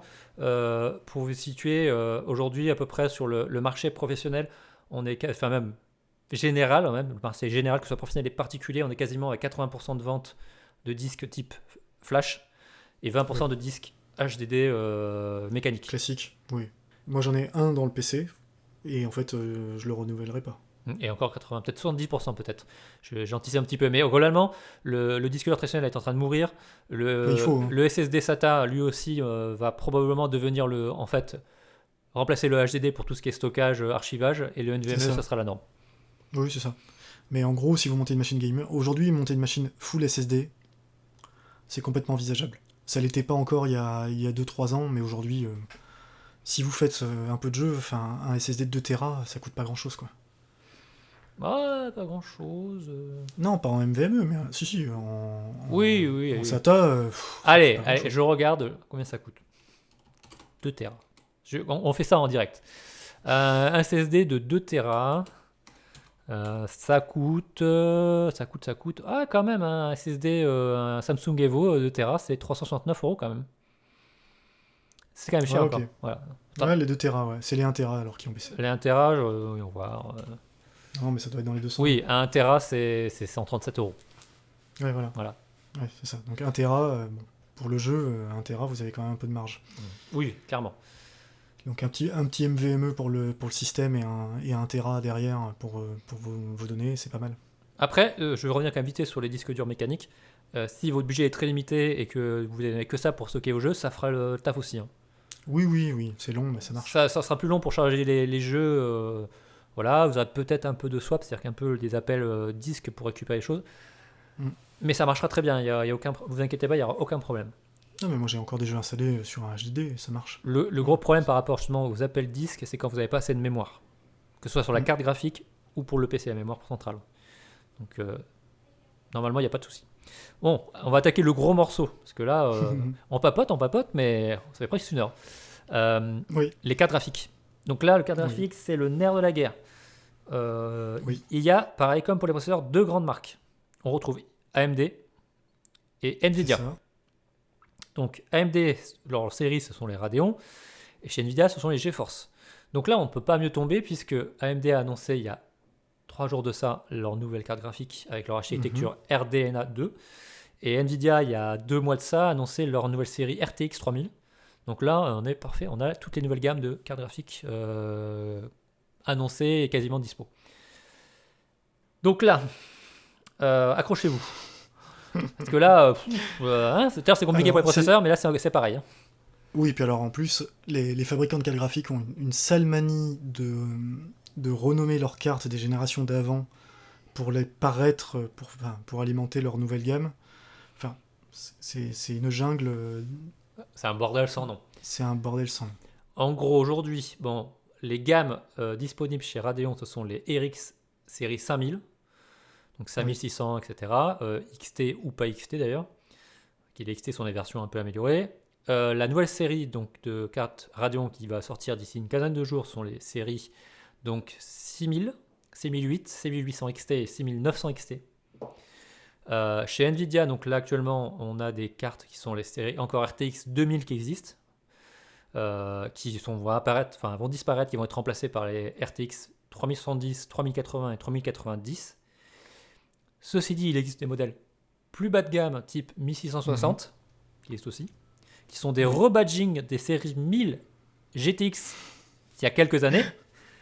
C'est ça. J'ai déjà mal au crâne, j'ai envie de prendre un Doliprane là déjà. Donc en gros. Mais bon. Non, mais en gros, moi je vais donner juste un conseil là-dessus. Déjà, il y a une question de budget. C'est-à-dire que c'est des composants qui coûtent très cher. Fondamentalement, si vous faites une machine de jeu, c'est cet élément-là que vous allez privilégier. Encore plus que le processeur. Parce que c'est lui qui va vous donner le performance immédiate. Le rendu visuel, c'est lui. Le rendu visuel immédiat. Et c'est lui qui va vous brider le plus si vous prenez un modèle pas assez puissant. C'est-à-dire que si vous avez un très bon processeur et une très mauvaise carte graphique, la sanction, elle est immédiate. Alors qu'un mauvais processeur et une très bonne carte graphique, vous arriverez quand même à faire tourner... Il y a des jeux qui marcheront. Ce sera pas... Encore une fois, il vaut mieux avoir une cohérence, mais voilà. C'est un peu comme avec, par exemple, tu prends un ampli audiophile ou home cinéma. Vaut mieux avoir un très bon ampli sur des enceintes pas terribles, parce que du coup, le son qui sortira sera très bon et l'enceinte crachera le maximum qu'elle peut. C'est ça. Alors que si tu prends un très mauvais ampli avec une enceinte haut de gamme, tu auras un son dégueulasse sur un très bon ampli. Exactement. C'est la même chose. Si vous avez un mauvais processeur mais une très bonne carte graphique, et attention, faites attention au gap quand même technique, hein, comme je disais tout à l'heure. Voilà. On n'est pas en train de parler d'un Celeron. Déconnez pas non plus. N'allez pas mettre un Celeron avec une 3090. 3090. Ça n'a aucun sens. Mais non. Si vous prenez une carte, vous dites c'est pas grave, je vais sacrifier entre guillemets mon budget, je vais prendre une carte qui sera 150 € moins chère, vous allez être déçu. Sachant qu'une carte, je vais prendre la gamme de chez AMD, ça va de en gros 60 €, 50 € à la plus grosse autour de, je sais pas, attends, je vais voir, peut-être 900 €, quelque chose comme ça. Voilà. Le nerf de la guerre, ce qu'il faut se dire, c'est que fondamentalement, en dessous de 200 €, vous n'aurez pas grand-chose. Je dirais pas que tu n'aurais pas grand-chose, mais tu vas faire des sacrifices sur le rendu visuel. C'est sévère, ouais. Sur une RX 570 ou ce genre de choses, quand même, Oui, disons que si tu joues en Full HD, c'est sûr, l'anti-aliasing, donc tu vas le réduire, tu vas peut-être enlever la distance visuelle ou encore les effets de flou. On parle sur les dernières productions AAA. Bien sûr. Parce qu'on oublie, mais oui, si on exclut, si vous n'êtes pas joueur de ce genre de choses, oui, effectivement, une carte à 150 €, c'est très bien. C'est celle dans ce cas-là, voilà, l'échelle change. C'est-à-dire que vous allez éviter les cartes à 60 € qui là clairement. Non, voilà. Ça va rien. Mais par contre, à 150 €, vous allez trouver une carte qui va faire le taf. En Full HD, vous allez tourner très bien sur des jeux qui ont 3-4 ans, voire des sorties récentes de jeux AA, etc., ça va marcher. Oui, même des AAA qui sont bien optimisés. Hein. Oui, complètement. Moi, je sais que j'ai une carte graphique qui aujourd'hui, et quand je l'ai achetée il y a 6 mois, je l'ai payé 200 €. Et elle fait bien, très très bien le taf, par exemple. Tout à fait. Voilà, c'est pas rédhibitoire de ne pas pouvoir investir dans une carte à 400 ou 500 €. Non. Non, moi je suis à plus de 60 FPS sur quasiment tous les jeux. On va revenir toujours au même Et- problème, ça dépend ce que vous voulez faire. Si vous voulez jouer à Valorant en 4K à 120 FPS, bah c'est clair et Oui, net bah que ça là, sera pas possible. C'est live, non, vous n'êtes pas dans le bon budget. voilà, après, on en revient, le couple qui va déterminer aussi, c'est votre écran. On y viendra après. Mais forcément, si vous avez un écran qui est 1440p ou 4K, il faut pouvoir l'alimenter le mieux étant de l'alimenter dans sa résolution native. Mm. Donc ça conditionne votre puissance, parce que en Full HD aujourd'hui, la plupart des cartes s'en sortent très bien. Alors que ce soit à partir du moyenne gamme jusqu'au très haut de gamme. Les cartes graphiques dont on parle là, qui ont été présentées par AMD. AMD et Nvidia, enfin on parle de cartes qui ont été présentées justement en 4K et en 4K à plus de 60 FPS. En Full HD, elles tricotent. Voire ces même cartes. plus, quoi. Même, oui. En Full Ouais, HD, c'est ça. c'est des cartes où on va tourner à plus de 200 FPS sur, par exemple, C'est ça. le dernier Tomb Raider. Ouais, complètement. C'est ridicule. Ça en devient ridicule. Ouais, Mais voilà. D'ailleurs, le gap, pour revenir, enfin, je vais faire mon vieux. Jadis, le gap entre le très haut de gamme aujourd'hui par rapport aux résolutions a jamais été aussi important. Ah oui, complètement fou. Au début des années 2000, fin 90, quand une carte haut de gamme sortait, c'était genre, oh, waouh, je fais tourner mon jeu en 60 FPS. Mais c'était fou. Non mais attends. On était en 1024 et on tournait à 60 FPS, c'était genre, mais t'as une machine de malade. Alors qu'aujourd'hui. Tourner à 60 FPS, c'était le Graal. Oui. Alors que maintenant, c'est devenu le minimum acceptable. C'est la norme. Voilà. Et non, tu fais bien de le préciser, parce que moi, enfin bon, il y a 20 ans, de toute façon, on changeait de composant de la carte graphique, il fallait en changer limite tous les 6 mois, Presque, ouais. en fonction des jeux. Moi, je me souviens quand Half-Life est sorti, Half-Life, quoi. Enfin, il a mis à mal tous les genoux, enfin, tous les PC qu'on avait. Il a mis à mal tous les genoux. C'est pas mal comme expression. Tous les genoux. Il a mis à Ouais, mal c'est tous les vrai, genoux, ouais. là, ouais. C'est ça, il a mis à genoux tous les PC qu'on avait autour de nous, quoi. Mm. Et waouh, on s'était émerveillé parce qu'un gars avait une carte graphique qui permettait de le faire tourner en Et je 800-600. parle pas de Unreal Tournament, c'est quand il est sorti. Hein. Ouais, c'est ça. Ou Quake 3, enfin, tous ces jeux-là. On vit une époque où ça c'est quand même... Enfin, voilà, plus rien à voir, quoi. On a un confort qui est extraordinaire. Alors après, juste, je fais une aparté, hein, les cartes graphiques, à l'époque, elles coûtaient beaucoup moins cher, aussi. C'est un composant qui a pris énormément de place dans le budget par rapport à Faut dire que ce que c'était à l'époque. la recherche et développement sur les cartes graphiques, aujourd'hui, c'est ma boule. Ah oui, c'est ma boule, non mais de toute façon, et puis c'est des cartes qui ont 16 Go de RAM, enfin, c'est délirant. Ils ont des puissances de calcul, mais c'est complètement délirant. D'ailleurs, aujourd'hui, il y a, que ce soit chez AMD ou chez Nvidia, surtout Nvidia, enfin, c'est utilisé pour de la recherche, pour faire du calcul, pour de la recherche scientifique. Parce que ça a des capacités de calcul complètement délirantes. Donc, oui, massivement parallèle, enfin c'est très très voilà. intéressant. Et donc Nvidia, par exemple, vend des solutions pour la recherche scientifique dédiées pour ça. Donc des baies de calcul. Pour revenir donc pour le choix, après, choisissez déjà par rapport à votre budget. Maintenant, entre Nvidia et AMD, c'est un peu compliqué de choisir. Surtout en ce moment. Surtout en ce moment, ça n'a jamais été aussi compliqué, je pense. Là, la gamme, vu qu'ils ont annoncé tous les deux leur nouvelle génération, mais qu'elles sont pas vraiment encore disponibles, on sait pas quel impact ça va avoir sur les prix. Enfin, là, tout est en train de bouger. Et surtout, ils ont annoncé les hauts de gamme, mais on n'a pas encore l'entrée de gamme, entre guillemets, les cartes de Monsieur Tout le Monde, quoi. C'est ouais. Justement, dans ce dont on parle, les cartes entre 200 et 300 euros qui sont le nerf de la guerre. Ouais. Pour l'instant, on n'a pas ces modèles-là, et donc on sait qu'est-ce qui va se passer. Est-ce que c'est les anciens hauts de gamme qui vont baisser dans ces prix-là? On sait pas. Donc c'est un peu le bordel. Déjà, on va éliminer déjà les nouvelles gammes. Donc série 3070, 3080, 3090 de chez Nvidia face au AMD 6008, 6800 XT, 6900 XT. Voilà, on n'a pas tous les benchmarks. Chez Nvidia, on a déjà les benchmarks pour les 3080 et 3090. Et les 3070. Ça commence à sortir parce qu'au moment où on enregistre, elle commence à sortir, enfin en tout cas à être disponible chez les sites de test. AMD, on n'aura pas d'infos avant la deuxième partie de novembre. Les premiers bench qu'on a pu voir tendent à montrer que AMD a un rapport qualité-prix qui sera plus intéressant qu'NVIDIA, mais ça reste à prouver. Donc attention. Ceci dit, je pense qu'il n'y aura pas de mauvais choix de plus entre ces deux gammes, même si je pense qu'AMD m'a l'air plus intéressant que NVIDIA en rapport qualité-prix. Oui, après voilà, ça c'est des batailles de clochers, ce que vous préférez ou pas. Il y a plein de choses qui jouent, quoi. Les performances jouent, les pilotes jouent, il y a plein de choses. Oui, tout à fait. Après, pour les gammes en dessous, c'est le bordel, c'est compliqué. Moi, ce que je vous invite à faire, c'est définir votre budget, allez voir des benchmarks. Allez voir pour la gamme de prix que vous visez, quels sont les meilleurs modèles, sachant qu'il va y avoir des modèles aussi qui vont changer par rapport au nombre de mémoires embarquées, des modèles qui vont être plus ou moins gros, importants pour le mettre dans votre boîtier, en fonction de ce que vous choisiez avant. Des modèles qui vont avoir plus ou moins de ports de sortie vidéo, du DVI, HDMI, DisplayPort. Donc là aussi, on va revenir sur les écrans que vous allez acheter derrière, parce que tous les écrans n'ont pas forcément les ports que vous allez avoir sur votre carte graphique. C'est important. Enfin, si même maintenant, Oui, maintenant, peu de chances que tu te trompes. Bah, ça dépend si tu prends un écran d'entrée de gamme. Oui. Une fois de plus, ça dépend de ton budget, parce que sur un écran genre à 120 euros, Oui, des fois, tu peux avoir des mauvaises surprises. tu peux avoir des surprises. Tu auras peut-être un port display et un port HDMI, ou pas un DVI, tu vois. Oui. Mais, tu vois. Mais ce que je veux dire, c'est que les cartes graphiques ont. Enfin, je connais quasiment aucune carte graphique sans port HDMI aujourd'hui, quoi. Oui, ça c'est sûr, c'est la base. Mais par exemple, tu auras des modèles où tu auras par exemple 3 sorties DisplayPort. Et ça voilà, ça peut arriver, tu vois. Tu as besoin de 3 parce que tu veux faire 3 écrans peut-être. Donc regardez ça aussi, c'est accessoire, mais c'est quand même important, ça évite les mauvaises surprises. Mais regardez les benchmarks, c'est pas ce qui manque sur internet. Vous tapez dans Google benchmark, carte graphique, voilà. Et vous Oui, alors on va en revenir là-dessus d'ailleurs. C'est important aussi de où on chope l'info. Multiplier les sources, Oui. Ça fait pas de mal. Ne croyez pas le premier site sur lequel vous tombez qui vous dit que cette carte elle déchire. C'est voilà. Ouais. Attention, comme tu dis, aux batailles de clochers. Il y a des pros Nvidia, des pros AMD. Oui, puis c'est important quand on lit un test de savoir comment il a été fait, que la personne soit transparente sur sa méthode, sur les jeux employés, les réglages. Enfin, il faut plein d'infos.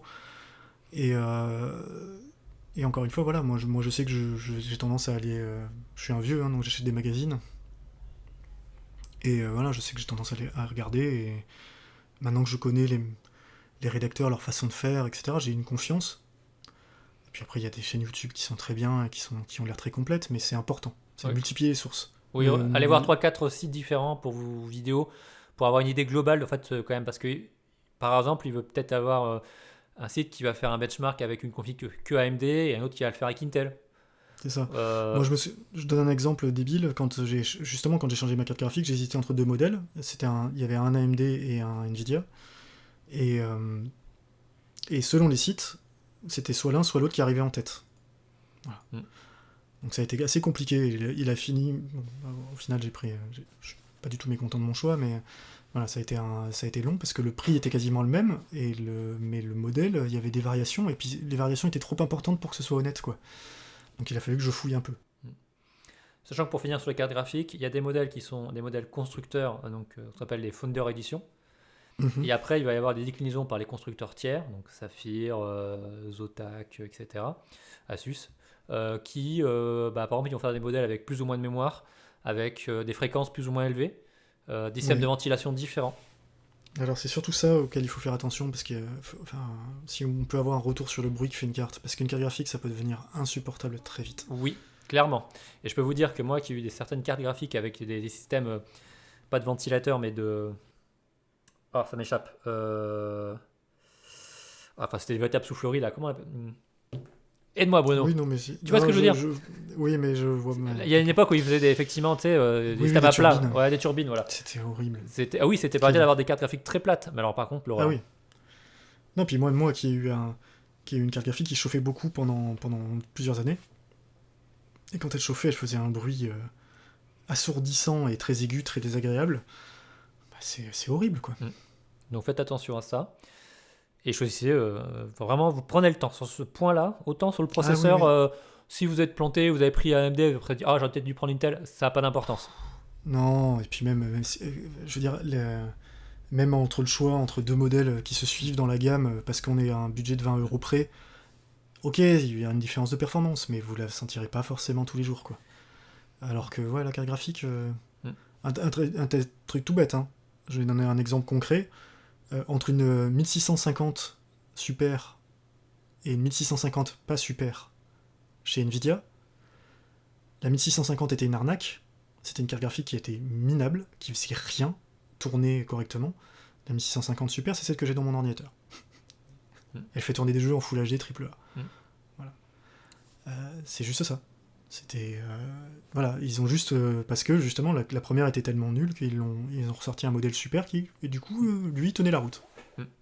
Et dernier point par rapport aux cartes graphiques, pour les AMD sur la nouvelle génération, donc la série 6000, aujourd'hui pour les meilleures performances, il faut avoir un ensemble complet AMD. C'est-à-dire qu'il vous faudra les nouveaux processeurs Ryzen Zen 3 avec une carte mère compatible avec le nouveau système de stockage AMD et donc cette série 6000 pour avoir le maximum de performance.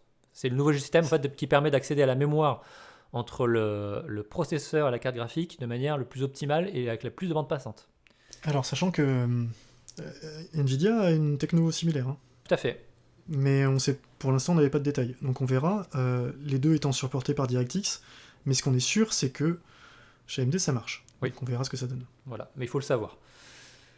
Et c'est d'ailleurs un peu une première qu'on a... Enfin, je trouve qu'une plateforme comme ça, d'un fabricant, unifié, ouais. processeur, carte graphique, c'est la première... Avec des trucs comme ça, je suis un peu étonné. Perso, on verra ce que ça donne.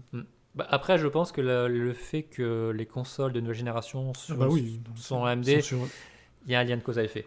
De toute façon, encore une fois, hein, les prochaines consoles sont des Ryzen avec des RDNA 2. Voilà, merci. Trop d'acronymes dans cette émission. J'en ai mal au crâne. Mais voilà, mais c'est intéressant. Alors, vous avez votre processeur, vous avez votre carte mère, vous avez votre ventilateur, vous avez votre mémoire, vous avez vos stockages, vous avez votre carte graphique, super. Maintenant, en fonction de tout ce que vous avez pris, il faut alimenter tout ça. Donc il faut trouver une alimentation électrique. Et là, le premier conseil qu'on peut donner, c'est... Vous voyez les marques Facher ? En général, il ne faut pas les prendre. Voilà, clairement. Il faut que vous calculiez. En fait, il y a des outils sur Internet qui vous permettent de faire ça. Il y a des outils très très bien qui le permettent. Qui vont vous dire combien il vous faut de puissance en watts total en fonction de la config que vous voulez faire. Par exemple, BeQuiet le fait.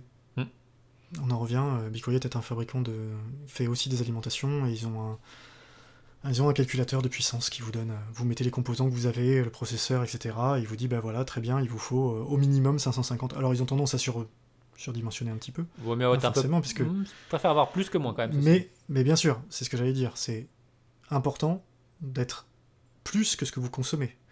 Parce que en général, ce qu'on vous donne, c'est la consommation moyenne du système. Et ce qui va tuer une alimentation, c'est quand on a des pics de consommation qui peuvent arriver parce que le processeur se met à turbiner comme un fou, la carte graphique demande énormément de courant en même temps. Et ça fatigue énormément les alimentations si elles sont sous-dimensionnées par rapport à ce qui sort, ce qui est demandé. Tout à fait.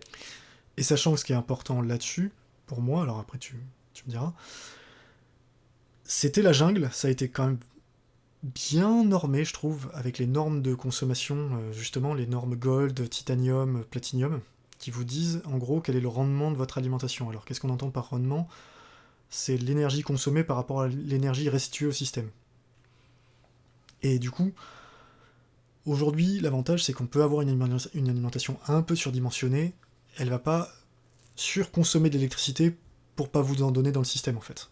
Je sais pas si c'est très clair ce que je dis. Si, c'est quelle est la déperdition d'énergie que vous avez de l'alimentation. Plus en fait vous avez une catégorisation des alimentations, effectivement, avec des labels qui vont être bronze, silver, gold, etc.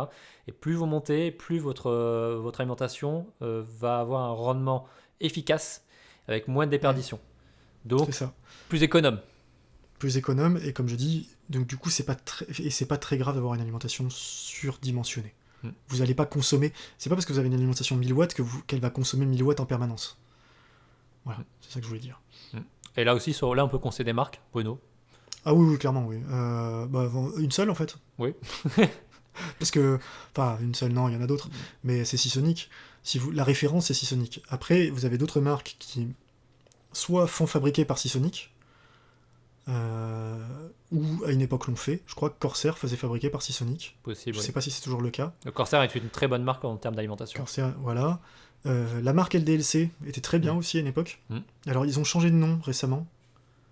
Je crois que c'est je sais plus quel est le nom maintenant. Et c'est pareil, ils faisaient fabriquer leurs alimentations par Seasonic. Alors les changements étaient à la marge, c'est-à-dire que c'était pas tout à fait les mêmes specs que les Seasonic, mais c'était intéressant. Mais voilà, grosso modo, BeQuiet fait de bonnes alimentations aussi, mais oui, l'alimentation, il faut faire quand même attention à ce qu'on achète, quoi. Oui, et le prix peut varier grandement en fait. Vous pouvez avoir des alimentations 650 ou 700 watts silver qui seront bien moins chères par exemple une 550 watts gold. Donc, moi j'aurais tendance à... Enfin, Moi, je sais que j'ai tendance à faire aucune économie là-dessus. Alors bon, c'est moi, hein, mais voilà. Mais après, sur les prix, pour vous les situer, on va être autour d'une centaine d'euros pour un truc correct. Mm. Oui, Par exemple, chez LDLC, une 80 plus en 550 watts, c'est une centaine d'euros. oui, c'est ça. Une Corsair 650, je pense qu'on va être dans les 120 euros, 130 euros, quelque chose comme ça. 120, ouais. Alors après, il y a un truc qui permet d'économiser quelques euros, c'est le système de câblage. Est-ce qu'on prend du modulaire ou pas? Oui. Moi d'expérience, je dirais prenez du modulaire parce que ça les vaut quoi. Modulaire dans le sens où vous pouvez choisir les câbles que vous allez brancher en fonction de vos besoins. C'est ça. On peut débrancher les câbles inutiles. Ça paraît tout bête, mais quand vous allez monter l'ordinateur, c'est un bonheur de pouvoir faire ça. Et surtout, ça fait en sorte qu'on n'a pas un vieux paquet de câbles qui s'agglutine dans un coin du boîtier et puis qui retient la température, l'air chaud là-dedans quoi. Tout à fait. Donc voilà, maintenant vous avez presque tout. Il vous manque quand même un point important, le boîtier. Oui, alors j'ai qu'un conseil à donner d'expérience. Le verre trempé, c'est pas une bonne idée. Pourquoi Bruno? Oh, je sais pas. Je sais pas. Parce que malgré mes 25 ans d'expérience de montage PC, j'ai pété la paroi en verre trempé de mon boîtier en le montant. Et puis il y a 3 jours, j'ai pété la façade. Donc j'en ai un peu marre du verre trempé quoi. Voilà. Le plexi c'est bien. Le plexi c'est vachement bien. Hein. Si vous voulez de la transparence. La transparence, ouais, à se dit, ça coûte pas cher. Hein. Ça, les boîtiers avec des ouvertures, etc., vous pouvez en trouver même à 60 euros. Sur les boîtiers, vous avez tous les prix. Franchement, ça, oui. Des boîtiers à 40 euros, des boîtiers à 150, 200, 300 euros. Corsair fait de très bons boîtiers, je trouve. Cooler Master aussi. Oui, Corsair fait des boîtiers qui ont une gamme en fait. Corsair qui est très intéressante, qui va du très peu cher. On trouve des boîtiers à 50 euros qui sont très bien. Et ça monte jusqu'à des prix délirants, en fonction de ce que vous voulez. Les seuls conseils qu'on peut donner, c'est toujours pareil, c'est une bonne ventilation, quoi. Prenez un boîtier adapté à la dimension des composants que vous allez mettre dedans. Voilà. Prenez des boîtiers avec des montages sans vis. C'est pas mal. Et puis surtout, plus vous montez en gamme, c'est-à-dire que, encore une fois, si vous êtes sur une config entrée de gamme, que votre boîtier soit pas hyper bien ventilé, c'est pas très grave. Vos composants, ils chauffent pas beaucoup, etc. Par contre, vous êtes sur la dernière carte graphique, dernière génération, avec un Ryzen de dernière génération, etc. Ça vaut peut-être le coup de mettre un peu plus dans le boîtier pour qu'il soit bien aéré, avec des bons ventilos partout, qu'il fasse pas trop de bruit. Voilà, c'est pas à négliger, quoi. Ah, pour dire, un bon boîtier, c'est 70 euros. Hein. Oui, c'est ça. 70 euros, on trouve des trucs très bien. Ça va jusqu'à... Alors moi j'ai toujours mis plus dans mes boîtiers, mais parce que je suis un fou. Oui, voilà. Non mais vraiment, je le reconnais. Moi ça m'intéresse pas de mettre plus, mais par exemple mon boîtier Corsair, là, j'ai mis peut-être 75 euros. Oui, le boîtier plus cher que j'ai mis, le boîtier le plus cher que j'ai acheté, c'était un Cooler Master, je l'ai gardé pendant 10 ans. C'était un monstre, mais je l'ai payé, effectivement, je l'avais payé 200 ou 300 euros à l'époque. Donc, mais c'était un super boîtier. Et puis là, vous avez des boîtiers avec des LED, vous avez des boîtiers avec des ventilateurs, avec des écrans en façade pour gérer la température, etc. Vous avez vraiment plein. Alors là, vraiment, vous pouvez vous faire plaisir. Ah oui, là, c'est le Jackie Touch qui a infusé chez les fabricants. Il y a vraiment moyen de faire tout et n'importe quoi. Mais je trouve qu'aujourd'hui, ils sont même revenus à quand même des choses quand même très sobres, hein, parce que waouh, il y a des années. On arrive même à trouver des trucs avec des LED pas trop moches. Ouais, clairement. C'est-à-dire que moi, je maintiens, j'ai 3 ventilos de façade avec des LED, mais c'est réglable, donc on arrive à avoir un truc sobre et pas moche. Qui éclaire juste un peu la pièce. Guillaume, qui était là dans l'épisode spécial arcade, il a un boîtier Corsair, le modèle carré, là, avec LED, etc. Ça va, ça passe. Hein, franchement, c'est très sympa. Moi, c'est un Corsair avec 3 ventilos en façade. Sans verre trempé devant. Là. Non, en ce moment, ouais, il n'y en a plus. En passant, je recevrai jamais. Hein, tiens, on va parler de ça rapidement. Attention aux sites sur lesquels vous achetez. Oui, on va d'abord parlons de ça. On va parler après, tiens, on va finir d'abord, parce qu'il reste, après le boîtier, il reste quand même une chose importante, c'est les écrans, le périphérique, donc clavier souris en gros. On va quand même parler très rapidement, vraiment rapidement. Ouais, rapidement. Les écrans, là, la gamme de prix, elle est pareil, c'est extrêmement large. Vous avez des écrans à 100 euros, des écrans à 800 euros. Ouais, sachant que ça dépend ce que vous voulez comme taille. Voilà, ça a des écrans 22, 24 pouces, etc., 32 pouces. Il y en a des modèles qui sont 16 neuvième, il y a des modèles qui vont être ultra wide, des modèles incurvés. Alors, si on veut faire basique, moi, ce que je conseille, les trucs sur lesquels j'aime pas transiger, en fait, si je peux éviter, c'est la technologie de synchronisation. Oui, alors il y a deux technologies, il y a donc le G-Sync de Nvidia et le FreeSync de chez AMD. C'est ça, donc en fonction de ce que vous avez choisi comme carte graphique. Généralement, maintenant, les FreeSync sont aussi G-Sync. Enfin, Oui, c'est mais un peu le bordel, l'inverse n'est pas vrai, je crois. Non. Enfin, ça dépend des modèles. Mais regardez. Tu pouvais activer en fait la compatibilité FreeSync avec une carte Nvidia. Oui. L'inverse, c'est à vérifier, mais il me semble que ce n'est pas vrai. Ça dépend des modèles, parce que c'est encore pareil. C'est vraiment le bordel. Mais en général, voilà, regardez. Et attends, parce que ça, c'est un vrai confort. Ouais, ça veut dire que c'est la synchronisation en fait du nombre d'images avec le rafraîchissement de l'écran. Et c'est génial. Ça évite plein de problèmes qu'on peut avoir, justement, de petits accros. Oui, tearing, etc. Ouais. Alors, soit le tearing, soit tout simplement le fait que des fois, dans ton jeu, tu as des espèces de micro-saccades, tu comprennes pas d'où elles viennent. Et ça peut venir aussi d'une chute de FPS qui... Enfin bref, c'est technique, mais ça évite ce genre de choses. C'est un confort qui est... Une fois qu'on y a goûté, c'est très difficile de revenir en arrière. Alors, et sur les écrans aussi, il faut savoir qu'il y a différence, donc fréquence de rafraîchissement. 60 Hz, comme on l'a dit tout à l'heure, c'est... si vous faites 60 FPS dans votre jeu, vous activez la V-Sync, vous avez 60 FPS, tout est fluide, était nickel. Donc ça, c'était un peu ce qu'on faisait dans les années 2000. Et quand tu arrivais à activer la V-Sync, rappelle-toi, ouais, j'ai activé la V-Sync et tout, j'ai fait 60 FPS, c'est trop bien. Maintenant, aujourd'hui, avec justement le FreeSync et le G-Sync, si vous faites moins, le moniteur va s'adapter à votre nombre de FPS, donc c'est d'où le confort. Et après, ils vont être capables de monter jusqu'à 120 Hz, 144 Hz, 240 Hz.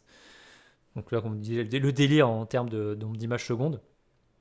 C'est un peu du n'importe quoi, même si il y aura toujours ces débiles qui vont dire ouais, mais au-delà de 24 images secondes, on voit rien, l'œil humain, etc. Ah, vos gueules. Oui, bien sûr. Fermez bien vos gueules. Ça devrait faire 20 ans que ce débat-là est réglé. D'accord. Donc on va même pas l'aborder. Oui, on va pas l'aborder. Moi, pour être... Enfin, je vais te prendre un exemple très bête. Doom 2016, j'ai joué à... Sur mon ancienne carte graphique, j'étais à entre 30 et 40 FPS. Je n'ai jamais pu le finir, j'avais mal au crâne au bout de une demi-heure de jeu, quoi. Parce que, justement, avec un écran à 60 Hz, ça faisait des espèces de sauts d'image qui étaient vraiment pas agréables. Le jour où j'ai eu ma carte graphique moderne, et je suis passé à 60 Hz, je suis pas à plus, mais je suis à 60 Hz, et c'est super. J'ai pu jouer, j'ai pu finir le jeu, nickel. Oui, tout à fait. Mais il y a, je pense, toi comme moi, on a été nombreux à avoir des jeux qu'on a arrêté de faire et qu'on a attendu d'avoir une meilleure config pour le faire dans des bonnes conditions parce que c'était pas agréable en fait, simplement. Ce que je suis en train de faire là pour le prochain épisode du podcast. Voilà, par exemple. Mais c'est un peu la jungle dans les écrans et donc ça dépend vraiment de budget, mais si vous prenez un écran à 120 €, je dis pas que vous allez avoir une mauvaise expérience, mais ça va tourner, tu vois, votre jeu sera aussi beau et peut-être que ça sera moins agréable à l'œil. Parce qu'il y a aussi des dalles, différents types de dalles, les dalles IPS, les dalles VA, TN, etc. Sachant que, si je ne dis pas de bêtises, les TN sont les dalles les plus rapides. C'est-à-dire que le temps de réponse, en fait, c'est le temps que l'écran met pour afficher l'image. L'IPS, ensuite, c'est les qui sont un peu plus... qui ont un meilleur taux de contraste, mais qui sont un peu plus lentes. C'est les VA, ce sont, je crois que celles qui ont les angles les plus larges, etc., mais qui sont encore plus lentes. Ouais, les VA, il y a de tout en fait. Mais il y a de tout. Ça dépend, une fois de plus, ça dépendra du prix que vous mettez dans l'écran. C'est ça. Et là, encore une fois, renseignez-vous quoi. Là, moi, je maintiens un écran, c'est un achat. L'écran, vous n'allez pas le changer tous les ans. Vous n'allez pas le changer. Vous pouvez le garder sur 2-3 configs s'il est de qualité. Parce que c'est des normes qui évoluent pas beaucoup. Je veux dire, mes écrans à moi, ils ont 6 ans. Toute la connectique, elle est encore valable. J'ai un 144 Hz qui marche très bien pour les jeux. Enfin, voilà, vous allez le garder longtemps. Profitez-en, renseignez-vous, faites un bon choix. Quoi. Sachant qu'aujourd'hui... peut-être le coup de mettre 20 balles de plus et d'avoir un autre modèle qui est G-Sync, qui est tout ça. Tout à fait. Sachant qu'aujourd'hui, un peu la nouvelle norme en termes de résolution, c'est le 1440p à peu près. Oui. La 4K, ça reste un peu encore... la 4K, moi je le déconseille même pour jouer parce que ça implique, comme je disais au départ, si vous avez un écran 4K, c'est très bien, hein, vous avez un grand confort d'affichage. Enfin bon, Et encore, ça dépend de ta résolution, enfin de la diagonale. C'est ça. Et surtout que mais ça veut dire derrière, question processeur et carte graphique, il va falloir du lourd. Hein. Voilà. Si vous partez pour une grosse config, vous dites moi je mets 1500 € de ma config, faites-vous plaisir, prenez un écran 4K. Ah oui.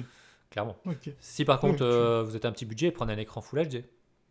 C'est ça, un 27 pouces Full HD, c'est très bien, ça fait bien le taf, et ça vaut plus grand-chose. Ah, ça vaut plus rien. Vaut mieux avoir un très bon 27 pouces Full HD qu'un mauvais Qu'un mauvais 1442 32. 4K, voilà, ou un Bien mauvais sûr, 32. bien Sachant sûr. qu'aujourd'hui, sur les gammes de prix, sur les 32 pouces, on va être autour de 500-600 euros. Bon, Il y en a des moins chers il y en qui a les sont moins chers, corrects, mais ouais, oui. mais quand tu commences à descendre sous la barre des 350 euros, etc., ou 300 euros, Oui, oui, en 32 pouces, c'est pas bon. ça commence à être limite. C'est-à-dire que tu sais que tu vas faire des Voilà, mais sacrifices sur certaines choses. attends, on parle d'écran de 32 pouces, quoi. Oui, Enfin, je veux dire, c'est ce que moi je pense prendre prochainement. moi aussi. Euh, je pense Remplacer mon billet écran, en fait. j'ai repéré un petit gigabyte là qui me plaît pas mal. Moi, Mais comme je on va disais, voilà, ça fait 20 ans presque que je suis en billet écran, et j'ai Ouais. pris la décision de enfin changer. Ouais. Bah, je crois qu'il y a ta fille qui demande s'il faut prendre un 32 ou un 27 là derrière. Ouais, je crois. Et donc voilà pour les écrans. On va pas s'étaler non plus pendant 10 ans dessus. Non. Le reste, clavier souris, bah là c'est faites comme vous voulez. J'ai envie de dire. Oui, les souris, c'est pas la peine d'acheter des souris à 16 Oui. milliards de hertz, Si. etc. Ne faites Enfin, pas moi, ça par contre. J'ai une Logitech que j'ai payé 30 euros et qui est super. Moi j'ai une petite Corsair sans fil que j'ai payé je crois 40 euros qui est parfaite. Voilà, Et que la moi, batterie qui est un peu faible, c'est tout. j'ai mis beaucoup plus d'argent dans ma souris bureautique au bureau parce que je voulais Oui. une molette roue libre, etc. Je voulais qu'elle soit sans fil pour pas m'embêter. Donc c'est une très bonne souris que j'ai achetée. Mais pour jouer, au final, bah non, j'ai un modèle très bien. C'est pas Ouais. une souris no-name, mais c'est une Logitech avec un bon capteur et ça fait très bien le boulot. Et il y a des très bons claviers Corsair ou Logitech en mécanique aussi pour pas trop cher. Oui, et puis là, bah, j'ai pas pris un mécanique, moi j'ai pris un membrane parce que le mécanique, je trouve ça fait trop de bruit, j'y arrive pas à m'y faire. Ouais, moi je m'en fous des Mais autres. je l'ai payé 50 euros et j'en suis très content. Non, si vous voulez un mécanique qui fait pas beaucoup de bruit, ça commence à faire monter le prix, mais Oui. voilà, vous pouvez trouver des très bons claviers type gaming à 70 à peu près. Comme je dis, qui le font taf. Corsair, enfin là, 50 euros, Oui, j'en ouais. suis très très très content. Corsair c'est du super matos. Hein. En général, En ouais. général, c'est plutôt pas mal. Donc là, vous n'allez pas vous tromper. Tu vois, là, j'ai un bug. J'allais dire un truc important que j'ai sapé, c'est pas grave, tant pis. Ou après, il y a tout ce. Bah non, mais c'est tout. D'accord. Je... Oui, parce qu'après, on va pas faire les webcams ou ce genre de choses. Hein. Non, On les, n'est ou pas, on n'est pas des streamers et on s'en fiche. les casques et les micros. Le casque et les micros, c'est pareil, faites ce que vous voulez, quoi. Mm. Enfin, à un moment, renseignez-vous autour de vous, enfin, il y a tous les prix, il y a tout plein de choses. Voilà, je pense qu'on a fait le tour. Donc là, vous avez tout ce qu'il faut. Si vous avez un doute en plus, après, vous avez tous les configurateurs. On va parler des sites. Aujourd'hui, bah, tu as quelques sites de référence, hein, LDLC, Matériel.net, mais c'est les mêmes maintenant. C'est ça, ouais. Top Achat, même Rue du Commerce, qui font bien le taf, qui vous mettent bien les descriptions en fait, de tous les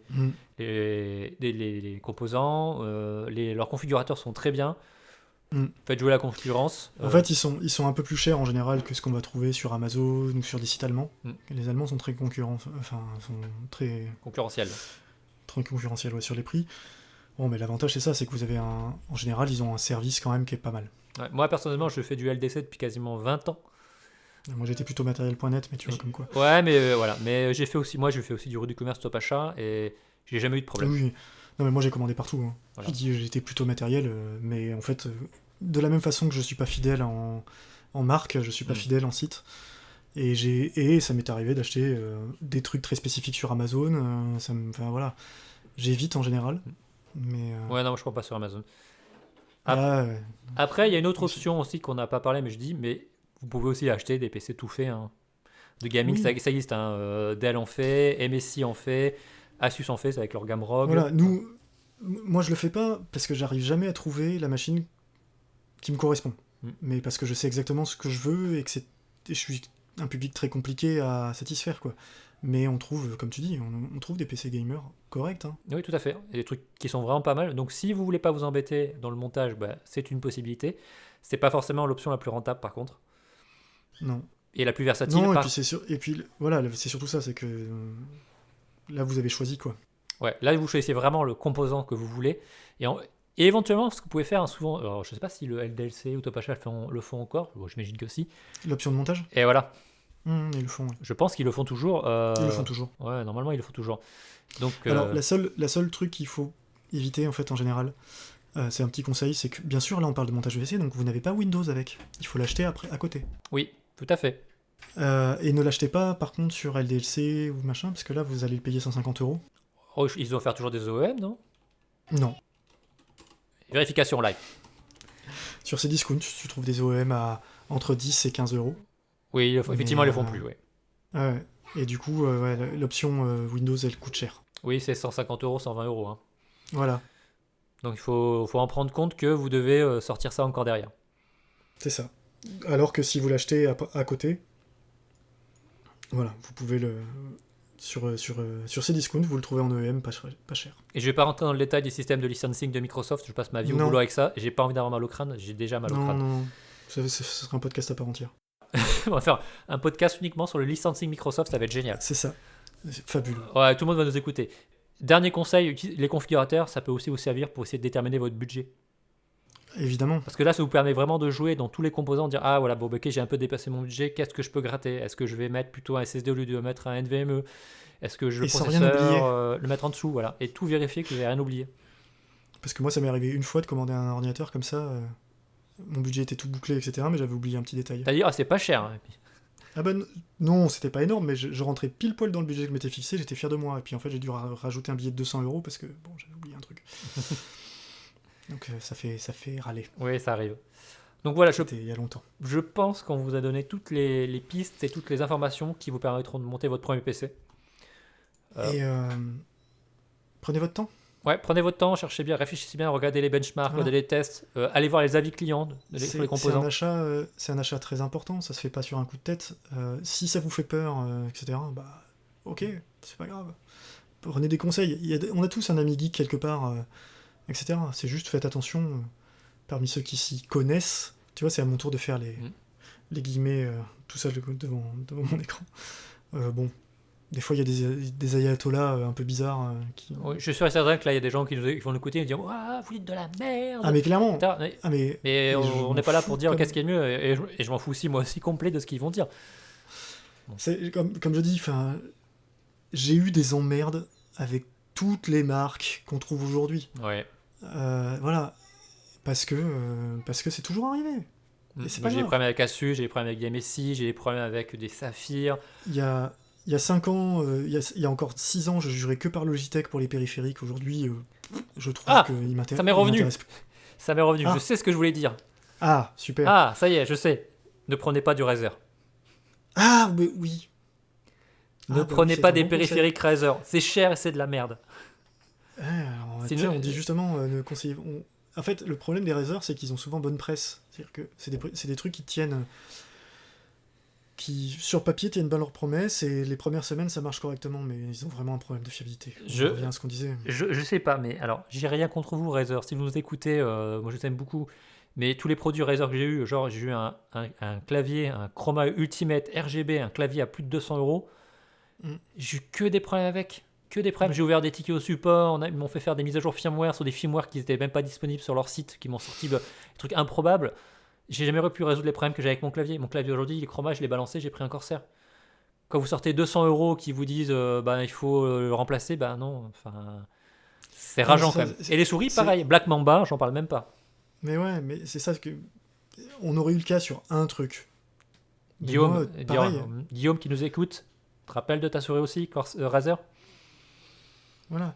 Moi j'ai eu un casque sans fil qui est tombé en rade au bout d'1 an et 2 mois. Enfin, bon. On revient à ce qu'on disait, regardez les avis clients. Et surtout sur des produits qui sont sortis depuis quelques mois. C'est ça. Ça évitera des mauvaises surprises, mais j'ai rien contre Razer. On ne sera pas sponsorisé par eux, visiblement, je pense. Et Corsair est en train de se sponsoriser de toute façon. On sait jamais. Peut-être que cet épisode est sponsorisé par NordVPN. Non. Ah, par Rosetta Stone? Non. Par Red Shadow Legend? Non. Et sponsorisé par notre propre argent de poche.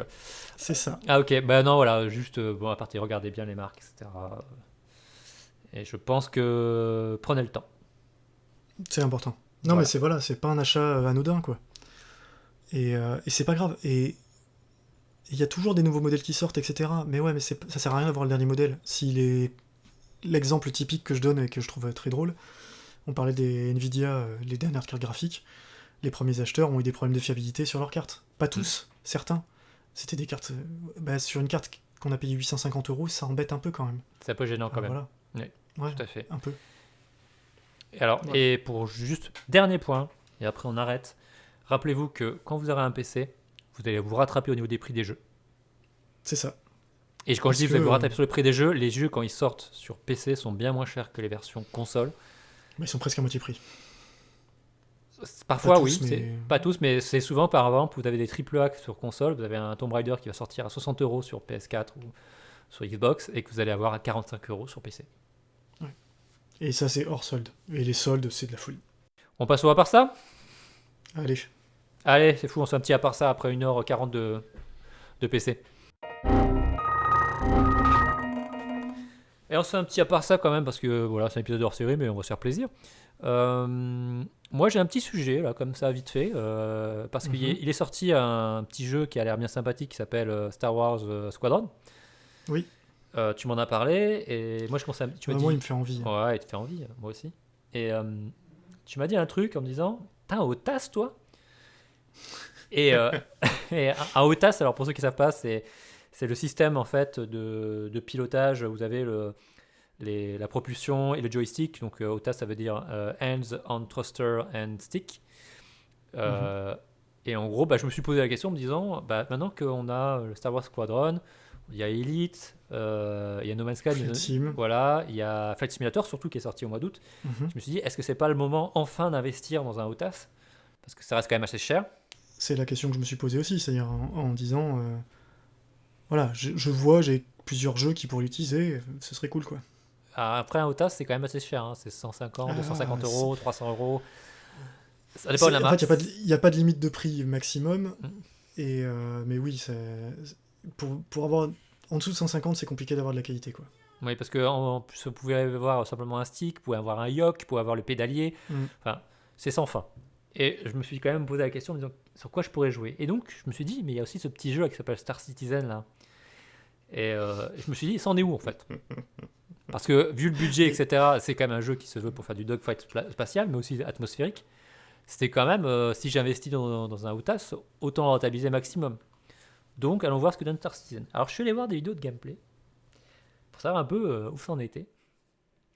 Et alors là, je vous le dis tout de suite, hein, ça va être 100% jeu objectif, 100% troll. Hein. J'ai rien contre le jeu. Je l'ai déjà dit plein de fois. Il faudrait que j'y joue vraiment pour me faire un avis. Mais de ce que j'ai vu, oh bordel, ce jeu il est flingué. Mais, Ah oui, non, mais, alors, pour moi de ce que j'ai vu, voilà, je vois les mecs, ils volent, etc. Il y a deux trucs qui m'ont complètement choqué. C'est le rendu des vaisseaux. Alors le rendu des vaisseaux en vol, mais c'est des putains de savonnettes. C'est impressionnant. D'ailleurs, je t'ai envoyé des extraits de vidéos et t'as halluciné. Les vélos. Oui, tu vois. Lapsus le révélateur. modèle de vol. Voilà, la physique de vol des vaisseaux, j'ai vraiment l'impression, tu vois, ils glissent à gauche, ils glissent en avant, en arrière. J'ai vu des mecs se poser sur des planètes. Genre, il y a zéro feeling. Enfin, c'est. Ouais, tu vois qu'il y a certains vaisseaux sur lesquels c'est animé, d'autres, t'as pas l'impression. C'est. Waouh, j'étais là. Genre, mais. C'est impressionnant. Le truc, il se pose, on dirait une brique, en fait, tu vois. Il n'y a pas de rendu des thrusters, tu vois, sur le sol, il n'y a rien. Il se pose, on dirait que je t'étais un paquet par terre, quoi. Donc déjà, ça m'a fait un peu halluciner. Alors que j'ai vu plein de passages en me disant, tu vois, des vidéos un peu montées, je dis, ah, ça a l'air classe, etc. Et quand j'ai regardé des vraies vidéos de gameplay, tu vois, à 100%, enfin, je trouve ça assez naze. Il y a quelques fulgurances, je dis pas.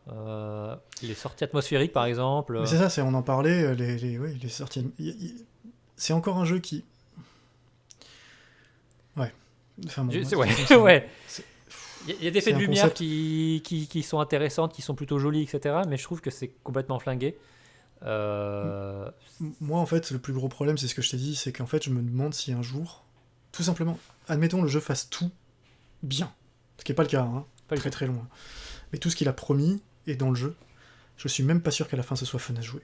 Ou que ce soit pour moi, en tout cas. Je vais y venir, parce que donc il y avait ça. Ensuite, il y a toute la partie FPS qui a été rajoutée ensuite. Donc, tu te poses, tu peux faire des missions, rentrer dans des bases, etc. Et ce que j'ai vu, je trouve que le feeling des armes, enfin, je vais reprendre le grand philosophe Puyo, mais c'est mou de la bite. Enfin, le rendu des armes a l'air complètement naze, ça a l'air mou.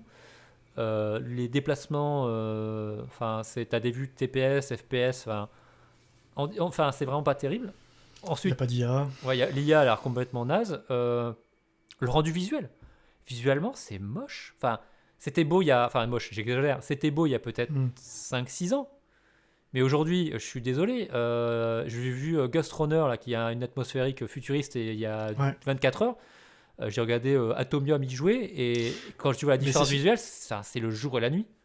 Mais c'est surtout qu'en fait, techniquement, c'est pas à la ramasse. Tu vois, Non. c'est pas. Mais Ça fait, mais ça fait bon, double A. la DA, elle est pas folle au final. Et la DA, alors voilà, justement, la DA, je la trouve en fait, bah pareil, une espèce de DA un peu futuriste, militaire, où en gros, tu vois par exemple, j'ai vu un mec qui jouait, qui se levait de son appartement, qui allait prendre l'ascenseur, et tu vois, l'ascenseur, il était couvert d'inscriptions, attention, ouverture des portes, machin, dans ce qui devait être visiblement un immeuble d'habitation, mais enfin, tu vois, on a déjà souvent parlé de la cohérence dans le jeu vidéo ou dans le cinéma. Mhm. Bah, je me dis, mais elle est où la cohérence? Enfin, aujourd'hui, t'as pas ça sur les ascenseurs. Ok, c'est le futur, mais pourquoi tu irais mettre 10 milliards d'inscriptions de sécurité sur une porte d'ascenseur? Je sais pas, non, mais moi, je vais arrêter de m'interroger. De toute façon. Et donc, il y a plein de petits trucs qui me font dire, tu vois, que c'est pas fini, ça fait vraiment double A. Euh, alors après, tu vois, le truc, et c'est là où je suis peut-être dur, c'est aussi parce que le jeu il est en développement pratiquement depuis 7-8 ans, que le budget il est Oui, donc monstrueux. c'est ça. Le budget est monstrueux, et quand je vois le résultat aujourd'hui, je trouve que ça, enfin, c'est un peu scandaleux. Et alors, deuxième truc qui m'a fait tiquer, c'est les commentaires des joueurs. Et ça, c'est genre, je t'ai dit un peu de toute façon, il faut prévenir la mildiou, tu sais, le Mhm. truc sur les dérives sectaires, parce Les que, enfin, j'entends les mecs qui expliquaient, genre, dans une ville, genre en disant, vous avez vu cette ville, c'est incroyable, c'est magnifique. Il n'y a pas de texture, tout est gris. Enfin, c'est moche. Mais moi, ce qui m'a fait halluciner, c'est que enfin, du coup, parce que j'ai fouillé un peu quand tu m'as parlé de ça, je suis allé voir. Oui, par je curiosité. t'ai dit, ouais, va voir le lore de Star Citizen, quoi. Et je suis tombé sur des gars qui font des vidéos de 30 minutes pour expliquer comment, pour eux, dans leur tête fantasmée, une mécanique de gameplay allait être implémentée par. Un truc, ils se basent sur 3 lignes tu vois, dans un Mhm. log de mise à jour pour expliquer tout ça. Et puis derrière, ils disent ah, et puis non, mais en fait, on le fait parce que comme ça, ils vont nous écouter pour l'implanter dans le game. Les gars, ça fait 8 ans que c'est en développement, quoi. Mm. Euh, Ouais. C'est ça, mais À un c'est. moment, Ouais. à un moment, enfin, vous pouvez déjà, c'est pas normal que la liste de ce que doit faire le jeu ne soit pas fixée. Oui, elle se rallonge tout le temps. Ça se finira jamais. Je veux dire, C'est pas possible. que je comprends pas dans ce développement, le jeu à la base était vendu comme un jeu de dogfight, que la partie dogfight n'est pas encore finie et qui Mais elle sont. est même pas commencée. Ouais, enfin, Si. c'est de l'alpha tout au plus, et enfin, c'est vraiment un double A. Tu vois, si je devais le dire que c'est un jeu fini, c'est un double A. Peut-être que le jeu s'améliorait, Non, mais- mais je serais pas dur si le jeu n'avait pas le budget qu'il a, c'est-à-dire des centaines de millions d'euros, qu'il n'est pas en développement depuis des années et des années, et qu'en plus les gens ils te disent, ils t'expliquent, les joueurs, mais ouais, ça va être vachement bien, ça va être vachement bien. Et j'ai regardé aussi des streamers, tu vois, en faire. Et les mecs, je me dis, mais vous faites quoi en fait? Vous faites des pseudo-missions, effectivement, il y a des missions de trucs, etc. Mais les combats, enfin les dogfights, ils sont mous, c'est pareil, c'est pas intéressant. Et t'as l'impression en plus quand tu les écoutes, quand ils se disent ah mais tout le monde se plaint que le jeu rame, là là là, mais en fait c'est pas que le jeu a été optimisé, c'est juste que les PC sont vachement augmentés en puissance quoi. Mm. Depuis le temps.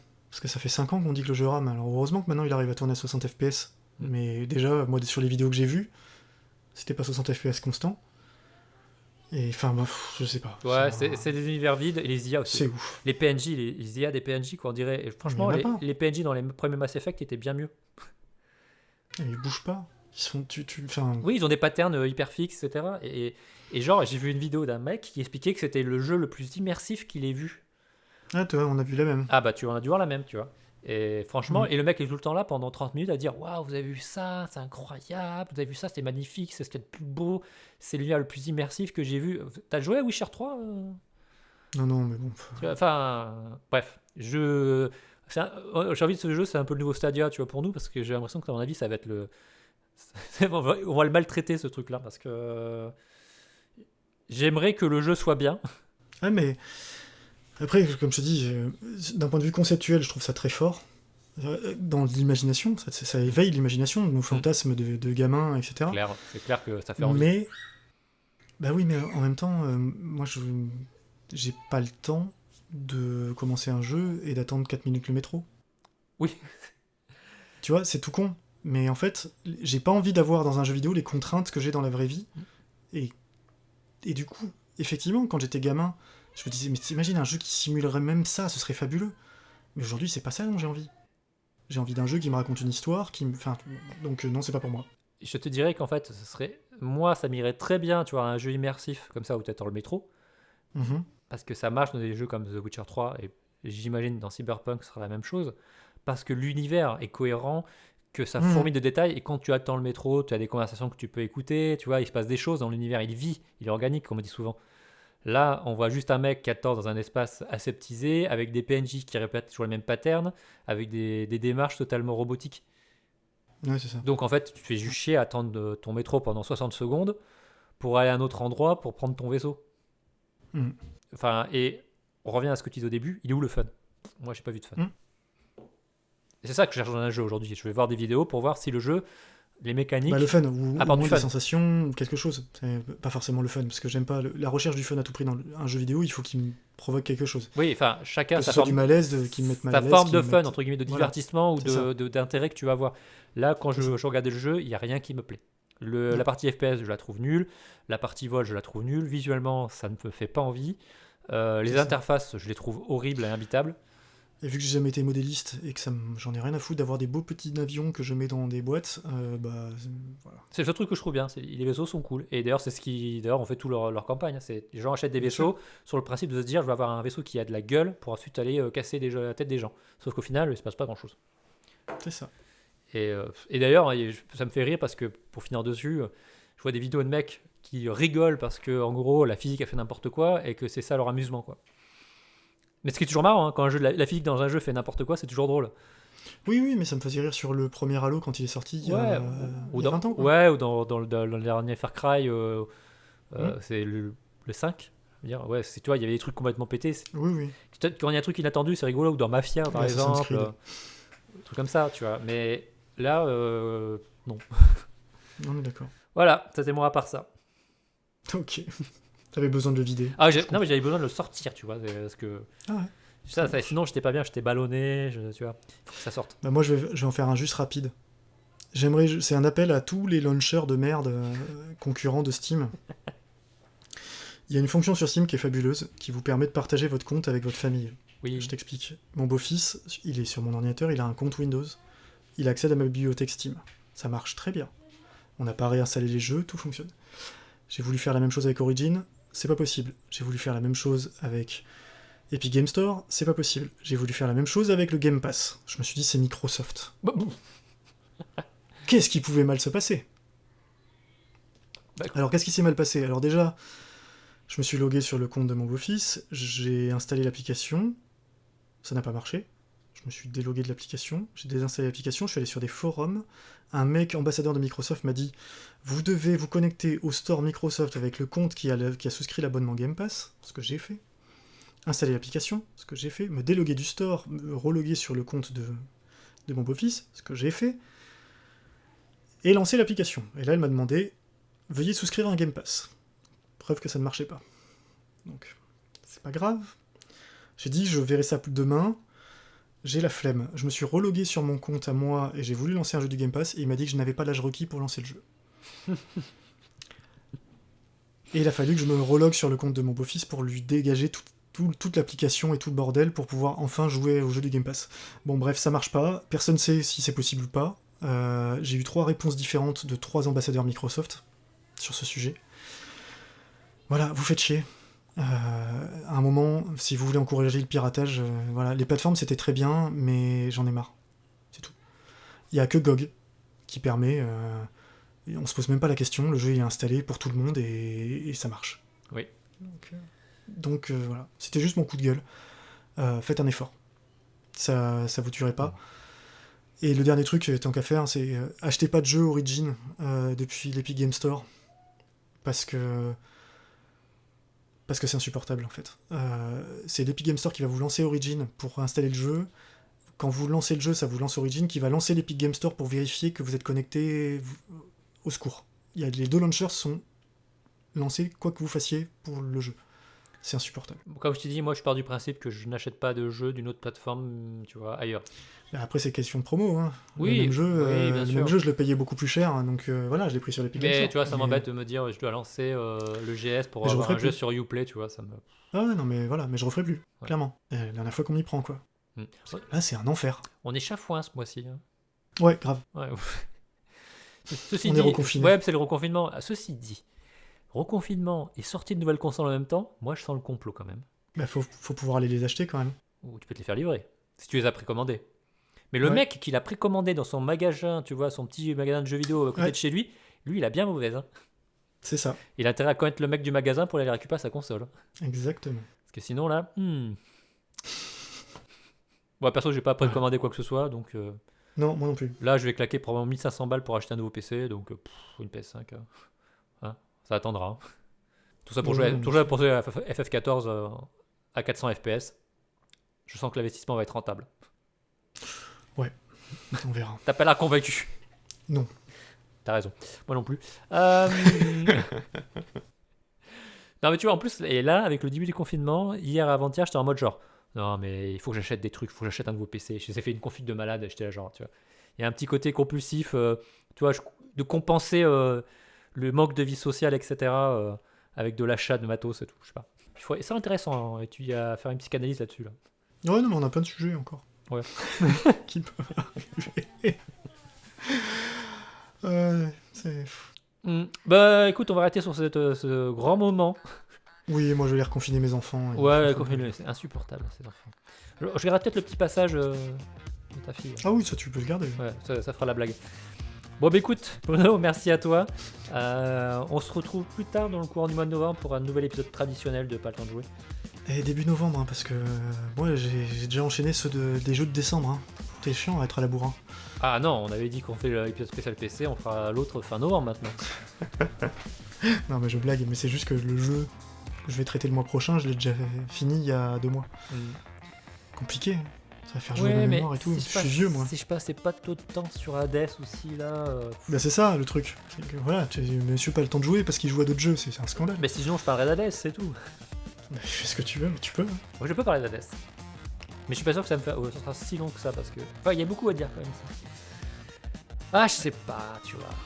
Voilà, On verra. on verra. En plus, si dès là j'ai mon nouveau PC, je peux te dire que je vais relancer plein de jeux que j'avais pas joué parce que je me suis dit, je vais attendre. Oui, je vois ce que tu veux dire. Ouais. Ok, bon, écoute, mon Bruno, je te dis à la prochaine. À la prochaine. Reconfine bien tes Salut. enfants et à la prochaine. Oui. Ciao. Salut.